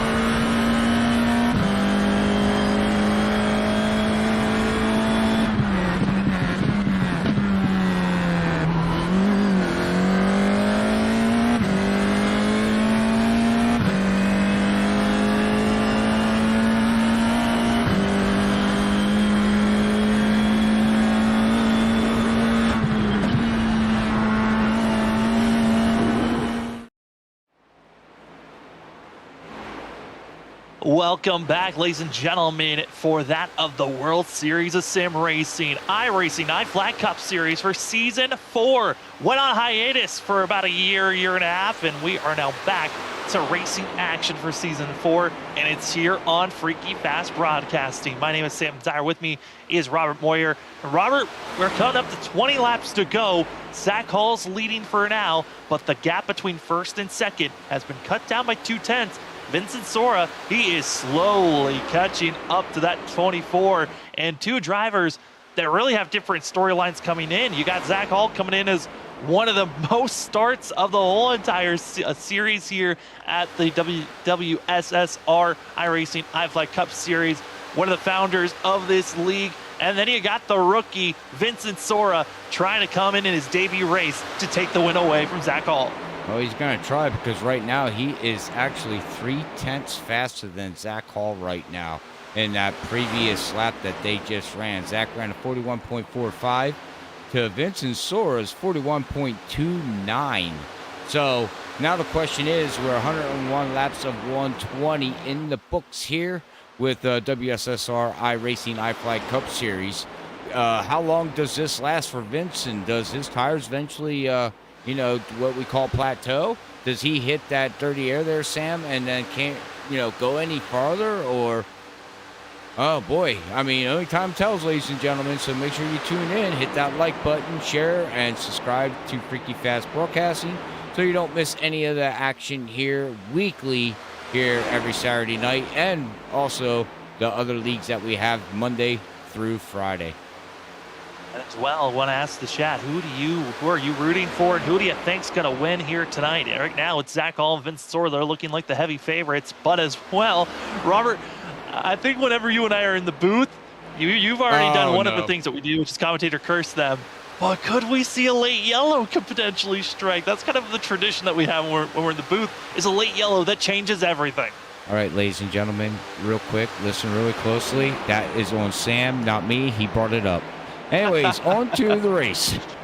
And right now, it's still Zach Hall and Vincent Sora. I mean, you have to throw it out. Come on, and if man. we're going to see it, could happen for around 12th place. Carl Pooler actually able to get by Nick Crawford in the 11. And Crawford, right now, a little bit interesting to see the 11. Again, he stayed out as long as he could before he ran out of fuel. And right now, even with the tire advantage, struggling to get by the 71, just showing that damage a little bit too much for the 11 to handle, even with fresher tires. Yeah, I think that damage is going to hinder him there a little bit. You can see him trying to work Carl there, but unfortunately, he might be able to get him going down if he keeps pushing it, but I don't think that's going to happen. Carl, now, on the other hand, really great run in that Freaky Fast Broadcasting machine. Good job for him, as we do got Nick looking up underneath him, but nope, not going to be able to do it. Not yet, but whoa, Carl got a little loose coming out of 4 there, Sam.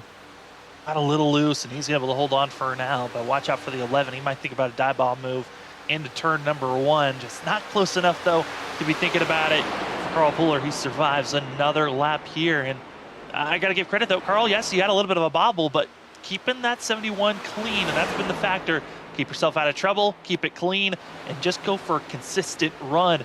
For all these drivers, again, this is an 8-race season. Technically, you could say this season is more like, hey, you got 8 races, throw it down. There's no playoffs. It is all about the consistency for all 8 races. And hey, getting the top 12 for Carl Pooler, this is a great way to start. It's not a bad race. It's not the best race, but it's that consistency right in the middle that can get you into a championship winning mood. And another driver that's been doing a great job recovering, Chuck Sweeting, that was involved with a wreck early in this race. He's currently in 8th position. Great job for himself. One of our best drivers that was involved in a wreck earlier in the race and coming back with a top 10 finish if he finishes where he's at right now. Yeah, great rebound there by Chuck there in that number 75, like you said there, Sam. And also take note of the numbers in running in 6th position. You got to give Brian Johnson a big bravos too with all that damage. He's running in the top 6 here with Callaway right behind him, and he's kind of try to get a top 5, but just rebounding and getting what he can now here towards the end of the race, because ladies and gentlemen, we are going to be almost ready to get down here to about 10 laps to go. So 15 laps to go now. Going to be that of 14. And we got, I know we want to keep on seeing how Brian Johnson and Collier are going to battle, but now we got to go up to our leaders. Vincent Sora, he was 7/10 back. Well, now he's less than 2. The 15 is on the back bumper and ready to strike here, Robert, with 14 laps to go. Going to be 13 when they cross the line. 13 to go here as we got Vincent Sora now going to hound the back end of that number 24, Zach Hall, going down into turn 3 and 4. And I noticed a difference in lines. Vincent Sora, even through 1 and 2, is running a much different line than Zach Hall is. So that's very interesting to watch the different lines, and it just seems to be working a little bit better for Vincent, as now he's down, he's right on him. He's literally on him now, Sam. And for Zach Hall, he's got to be careful with all that wiggling back and forth. If Sora's too close to the back bumper, you can see your whole entire race go up in smoke in that front hood of the 15. Both going to be working with one another. And what's been interesting to watch during all this racing action, during this hiatus, Vincent Sora and Zach Hall, they've been running and learning from one another. Vincent Sora really been learning a lot of information, actually officially joined Category 5 Esports over the off season, and throughout this year has really been learning a lot of information on all these different tracks, been learning from Zach Hall, been learning from Brian Johnson and Cedric Hunter. But I gotta say, this 15 of Vincent Sora each week finding more and more speed and really kind of threatening Zach Hall. And now this is gonna be frustrating for this 24. It's been Auto Club where he's found victories in previous leagues. Here tonight, Vincent Sora wants to say, hey, I'll take this race here for WSSR iRacingiFlag Cup Series, race number 1 to bring back this series. Well, that's it, too. So, Zach Hall might be in the cockpit of that number 24 going, man, I think I taught the kid the wrong stuff. Honestly, this kid has been incredible. Almost contact, and right now, Zach Hall, he's got to bump up, going to be losing some space side by side on the front stretch, and it's Vincent Sora with the nose.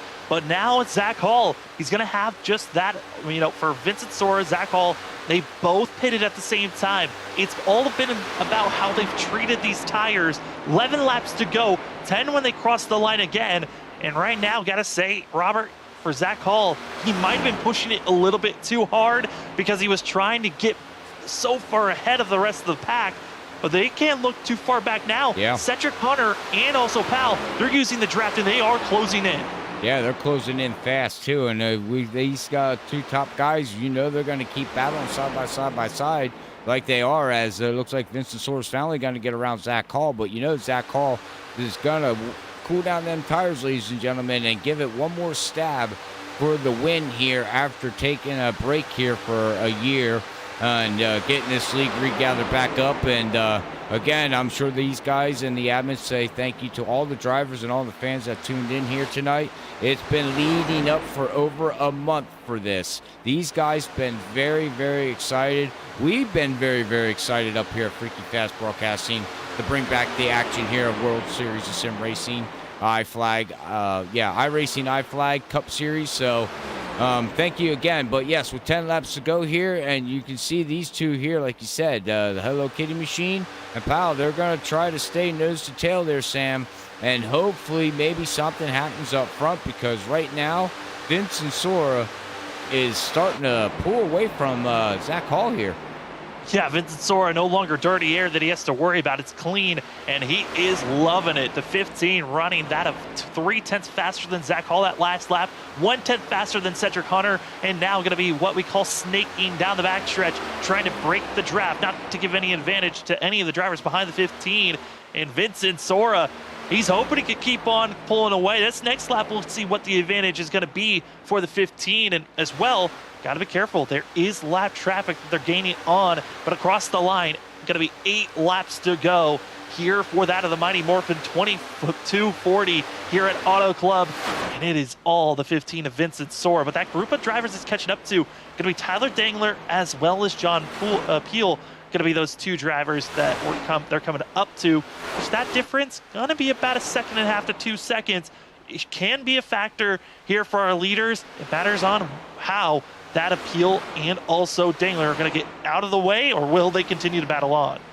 Well, we'll have to see what them 2 up there decide to do here as we're watching Vincent Sora and Zach Hall. And I got a funny feeling, Sam.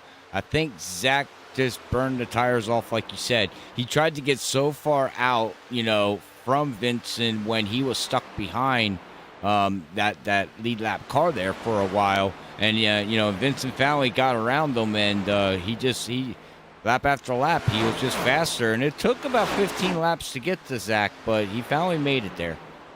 Finally did, and we're still seeing on screen, yes, that of Cedric Hunter and Powell. They're still in striking distance, but they're not gaining enough time in my eyes to really be a factor just yet. I think if anything, Zach Hall might have to drop back, give a little bit more spacing, but at the same time, that 24 wants to be a rocket ship and start to gain back, reel in Vincent Sora. But like you talked about, might think about just lingering back and save these tires and then make that final push as we see 6 laps to go. If that final push is going to happen, it's right now, because for Zach Hall, gaining on the entry of turn 1, but here comes the exit. That's where Vincent Sora has been the fastest, is out of the exit of these corners. I was just ready to ask you, Sam, when does he lay back? When does he decide to go? If he's saving, he's got to go now, like you said. That's what I was just ready to say. He can't wait any longer, and I don't know if the tires are going to be able to do what he wants it to do, because Vincent Sora is very strong through 3 and 4, and we've seen that all night. 1 and 2, he's about the same speed as Zach Hall, but 3 and 4, he has figured out right now, and that's where Zach Hall's losing all his time with 5 laps to go here. Big thing between that of the virtual side of things and also real life NASCAR, the drivers can communicate with one another, and over the radio, that of Tyler Dangler, Vincent Sora. Dangler first over the radio saying, hey, where do you want me to go to get out of the way? And Sora now coming over the radio, giving a little bit of context of, hey, just go high, I'll go down low. And there's the move. Trying to get by is going to be Vincent Sora. Easily going to be out of the way as Dangler for our leader. But here comes Zach Hall. He's going to have that dirty air going into turn number 1. And he's got to hope that Dangler just gets out of the way again. And for Zach Hall, this is when it's go time. 4 laps to go. And with the gap being a half a second back, he's lost 2/10. He's got to hope that lap traffic can somehow hold off. And right now for Vincent Sora, lap traffic has been a breeze for the 24. It's been otherwise kind of been holding off the 24. Yeah, holding off the 24. But that is gentleman racing right there, if you ask me, bar none. When you got somebody coming over the radio, Sam, and asking, where do you want me to go, high or low? And they say high, and that's where you go. You'll get a lot of respect throughout the rest of the season by just doing that one move. Those small little communication, sportsmanship moves, they are loved by the drivers, especially for our leaders, as you also could see that of the pink Hello Kitty machine. Cedric Hunter has caught up to Dangler and others, but up front, 3 laps to go. It is all Vincent Sora.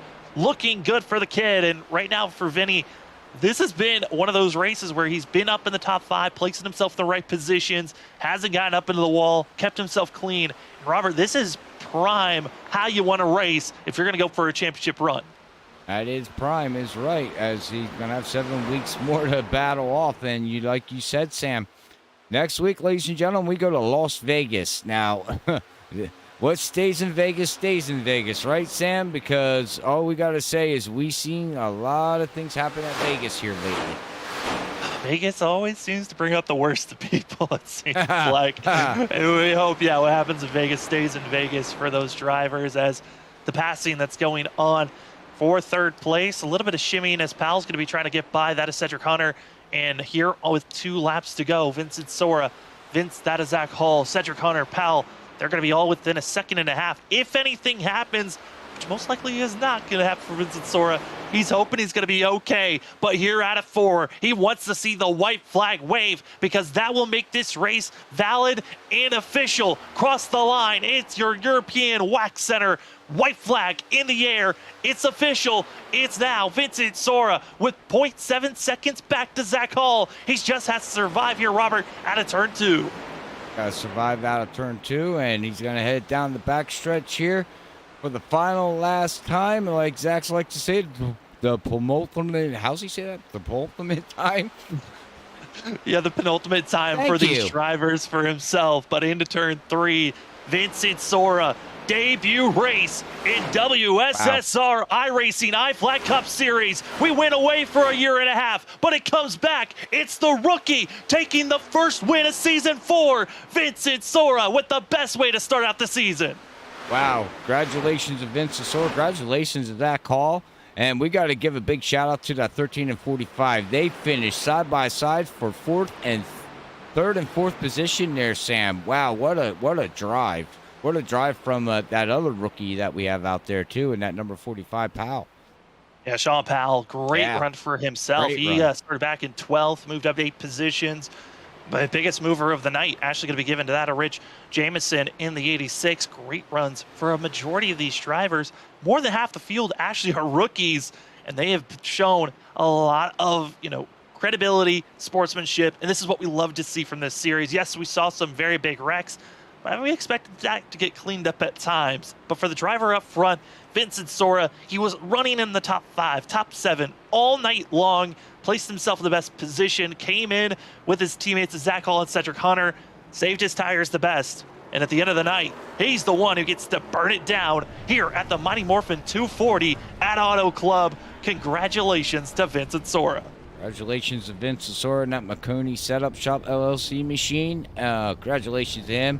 Like you said, opening up the season here for season number 4 here at Auto Club Speedway. But with that being said, as he's going to celebrate here on the front stretch, ladies and gentlemen, enjoy the show as we will be right back here with our post-race interviews here with WSSR iRacingiFlag Cup Series.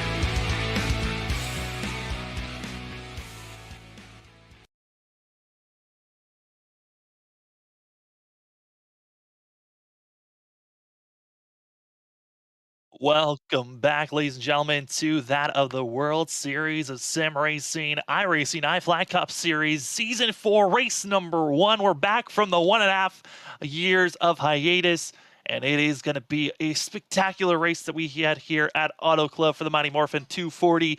We got our top 3 for our post-race show here on Freaky Fast Broadcasting. We got ourselves Cedric Hunter up in the booth. Cedric, it's Sam and Robert here with you. You come away third, and we're seeing it on screen, side-by-side racing for those final couple of laps between yourself and Pal. But man, we're back. It's been a while since WSSR iRacingiFlag was back racing. How you feeling to be back, and how was that race there to the end? Pretty good, man.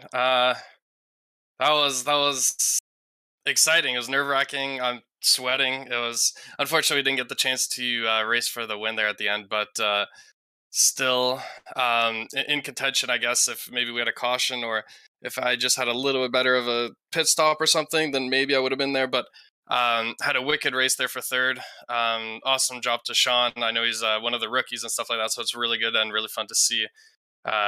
Just somebody racing clean and hard there at the end. So it was an awesome race.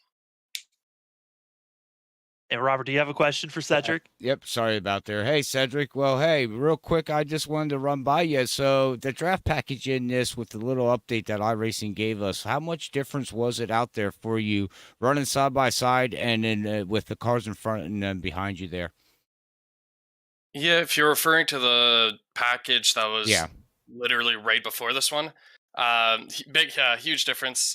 There's a lot less draft. Like you still saw a bunch of guys stick together there, and you still had like pack racing, I guess, but it was a lot less than what we had before. And the side draft also, like it was there, but you'd kind of forget about it just because it did that little of an impact. So it really put it in the driver's hands, and you just had to be the fastest tonight. You didn't have to rely on draft or anything like that. You just needed the pace to win, and Vinny did an awesome job, and he capitalized on it when he got the chance to, and yeah, it was a really good race again. So.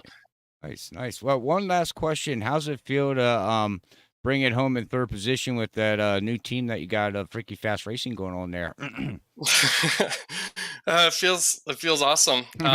We're running the blue colors there, Freaky Fast, for our first race here. I want to give I want to say thank you to you, Robert, and your entire team for sponsoring our race team this season. It's an honor to be rocking the Freaky Fast banner. And to carry that name on our cars on a weekly basis. So it was awesome. Unfortunately, we couldn't get you a win, but we got you a second and third. So hopefully that's good enough there. Awesome. Yeah. Back to you, Sam. Yeah, I mean, Cedric, it certainly was a good run. Third place here to start out this 8-race season for yourselves, and the floor is yours for any shout-outs. I want to give a huge shout out to all the drivers that came out tonight. After a year-long hiatus, we finally relaunched World Series of Sim Racing, and it's really cool to see some of our older veterans, I guess, from the first 3 seasons come back, and we have a lot of new names. So I'm really looking forward to this season coming up. I honestly expected more cautions in the first race, especially being Auto Club and the cars being different and a little bit harder to drive than I would think that people are accustomed to. So the race turned out a lot better than I was expecting, so that's really good to see. I want to give a huge shout out to all my Freaky Fast Racing teammates. That's gonna be fun to say for the whole season. With just all the lineup of awesome drivers that we have, and a huge shout out to you guys that put on the broadcast, and as well to all the fans that tune in. If you guys enjoyed the racing tonight, you guys are going to want to tune in on a regular basis on Saturday, because something tells me that this is just going to be normal. That is something we are excited about. That is the 13 of Cedric Hunter coming away with third place finish here tonight at Auto Club, and good luck going to Las Vegas next week. I appreciate it, man. Thank you. That's going to, again, be the 13 of Cedric Hunter. Great run for himself. And then we also have that of Zach Hall that we're going to be bringing up in the booth. This 24 machine had the lead for quite a long time, but then lost it in the mere few laps at the end. Zach, it's Robert and myself, Sam, up in the booth. How are you feeling after this one? I know it was looking like you feeling great there for those final 20 laps, but then what was going through your mind when you saw Vinny getting bigger and bigger in your rearview mirror? Yeah, I was trying to go faster. That's the big thing that was in my mind there. Just didn't have that enough there in the long run. I personally, once I got that gap, looking back now, should have probably saved a little bit once he had that mistake after the pit stop, because I got even lucky to get the lead, first of all, from that pit stop. That was probably the best pit stop of my life ever, green flag wise, for sure. So happy to take the lead there. Had about that 9/10 of a second gap, and man, I felt pretty confident at that point. I felt like I was going fast and not really overworking my stuff, but he just turned it up there at the end, and I had to turn it up to a next level because of that. And when I started to push a little bit, it just all went away from me there at the end. And man, just got to give it to Vinny there. He just did a great job he made the mistake and kind of recuperated and said he's going to save his stuff and run me back down. And darn if he didn't. Well, Zach, this is Robert up here in the booth, buddy, and my question to you is that how's it feel to have this series back on Saturday night up and running the way you guys recruited in the last 2 months there, man? Well, I can tell you this morning I was a nervous wreck. I've been that way all this week. I put a lot of effort into all the league here, and so did all the rest of the admins and everybody, including you guys up in the broadcast booth. Everybody puts so much effort into this league to get it back going and where it's at, and to see where it's at right now. After this first race, I'm really really happy. It's going to be one of those nights that I didn't really matter where we finished. The racing was good out there. We put on, I think, a pretty good show. And man, I just can't wait for the rest of the season now. This is a tough group of drivers here. It's stacked, guys. Let me tell you, it's I kind of got lucky to get second personally. That's how stacked it is out there. A few guys had some trouble that would have been right there in the mix. And when we head up to Las Vegas next week, trust me, you're not going to want to miss that, because I think we'll be a little bit more on top of each other there. Luckily here tonight, we were able to spread out a decent little bit actually.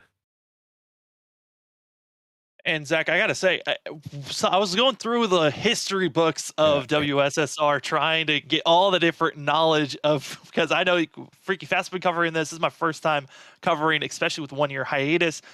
Crazy stat. I don't know if you saw this, but tonight, your first pole ever for WSSR iRacingiFlag Cup Series history. Congratulations on that. I know you wanted the win, but hey, you can mark something now for the history books, even with coming away with second place, as well as the floor is yours for any shout outs. That was a pretty cool stat. I actually didn't know that, so that's cool. And I mean, it shows you how stacked it was before, man. I'm pretty good at getting polls, so hopefully get a few more of those. But thanks for that stat, Sam. First off, I gotta shout out the league sponsors, man.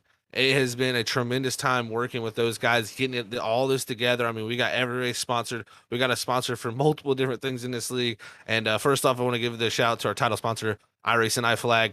I mean, their product speaks for itself. Go check them out on iRacingiFlag.com. Make sure you head over also and check out European Wax Center. You might have one in your local area, so head over to waxcenter.com. You might be able to find one near you. And also check out ButtKicker, as we always promote them on here on Freaky Fast. They're our Rookie of the Year sponsor, and they're going to be helping us out throughout the season too. So thank you to those sponsors, and also got to shout the sponsors on my car and the sponsors to my team, because Freaky Fast Broadcasting here at Freaky Fast Racing, the team here did really good today. Cedric second, or myself second, Cedric third, Brandon fifth. Unfortunately, Steven got caught up in something there. I think he'd have been right in the mix to win the thing probably.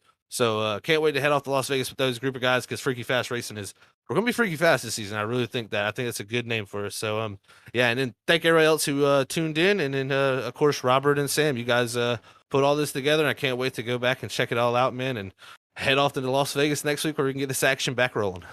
Well, congratulations on second place and on your first pole ever in this league. And as well, congratulations on second. And good luck going into Las Vegas next week. Thanks, guys. That's going to be Zach Hall coming away with the second place finish. But then we go to Victory Lane, where the kid just waits. And he's been having a good time burning it down. He found Victory Lane. Vincent Soren, the 15. Vinny, you get the win. Your debut race for WSSR iRacingiFlag Cup Series action. And you find yourself in Victory Lane. How are you feeling after getting the win here tonight? I feel awesome. That was a really good race. I'm loving the new next-gen car. It's a lot of fun, more of a driver's car now, and I'm really loving the new update where the draft isn't as OP and, clean air isn't as OP, and, you can kind of separate from the field. And I'm loving this new league. We all worked really hard to get this thing back going, and we sat on it for about 2 months trying to figure out if we actually wanted to relaunch it, and we did it, and it went great. Super happy. Well, yeah, congratulations, Vinny, man. The last time we seen you out on the track, it's been a while, man. So how's it feel to get, that McConey setup shop machine number 15, first race of the season with the WSSR, first race of the season, and you bring it home in Victory Lane? I mean, how's that help you with such a short season that we're going to have here? I mean, normally we have a longer season, as you know, in a lot of different leagues here, but, this season's only 8 weeks. So getting that win, the win don't guarantee the playoffs, because there's no playoff system. So how do you look to the future of these next 7 weeks coming? Oh yeah, for sure. It certainly helps, especially in this format. I actually really I prefer this format over having a playoff system. I like to see who is just, the more consistent guy over the span of 8 weeks. And it's really good starting it like this because, I mean, I led the most laps, I won the stage, and I won the race. So that's a lot of points. And now it's just consistency and get more wins from here on out and trying to go get that title in my debut.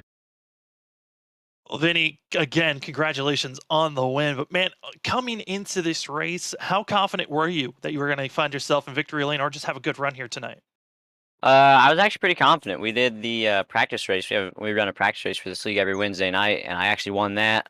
And me and the rest of the admins and a few other guys in the league, we've done a good bit of recruit races, and it didn't start off so strong. We were all kind of learning the car and kind of testing our luck with everything and seeing how far we could push it. But we actually figured it out pretty quick after that, and yeah, I felt pretty good.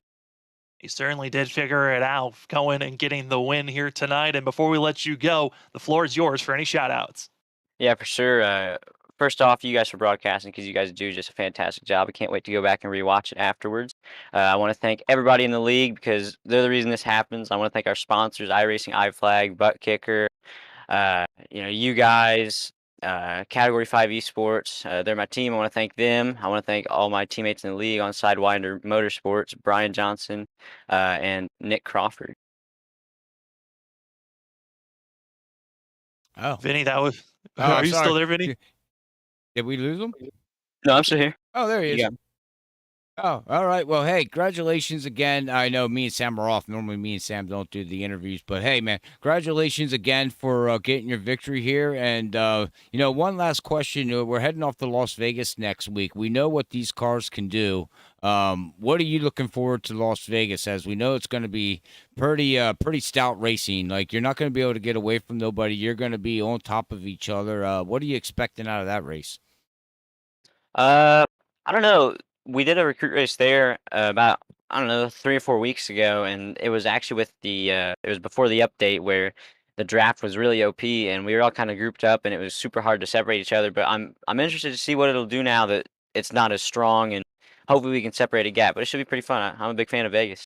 All right. Well, what stays in Vegas, ladies and gentlemen. Well, again, congratulations to your victory here. And I'm not sure, Sam, I'll hand it over to you to finish off this interview, sir.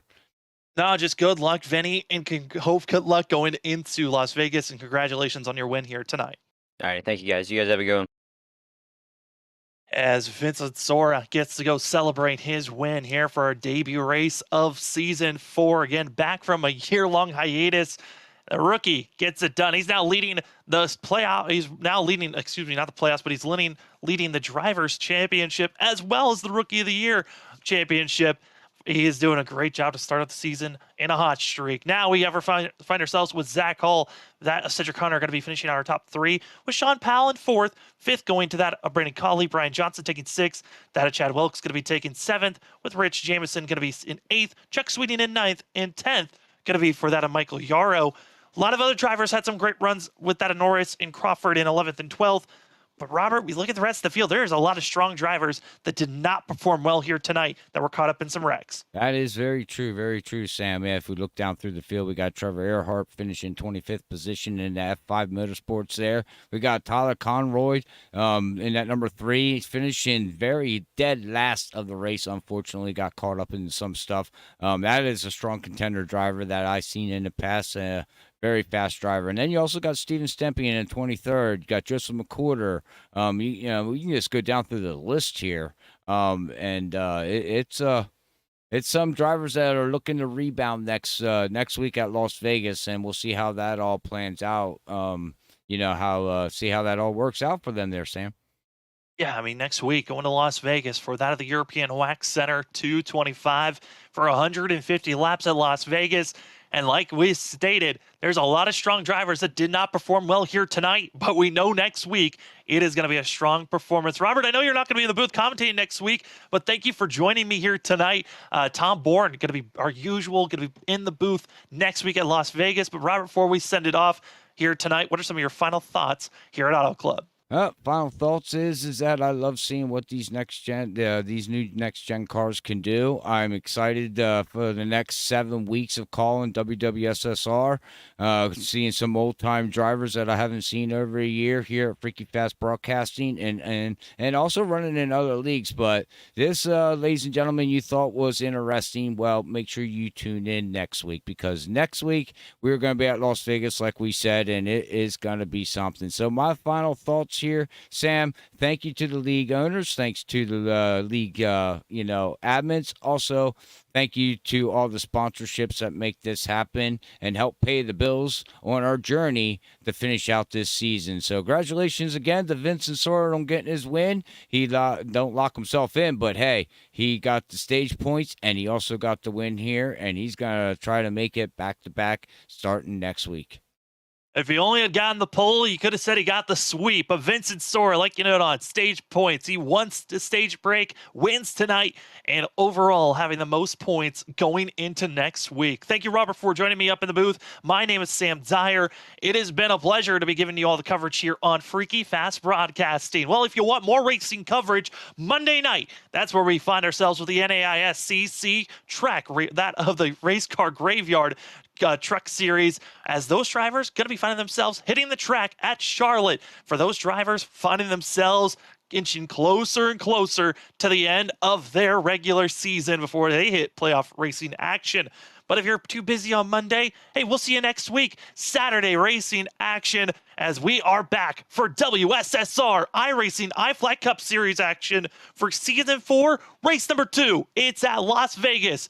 Who's going to gamble it for it all? We'll find out. But for tonight, thank you for joining us. Congratulations to Vincent Sora. We'll see you in the next one. Have a good rest of your day.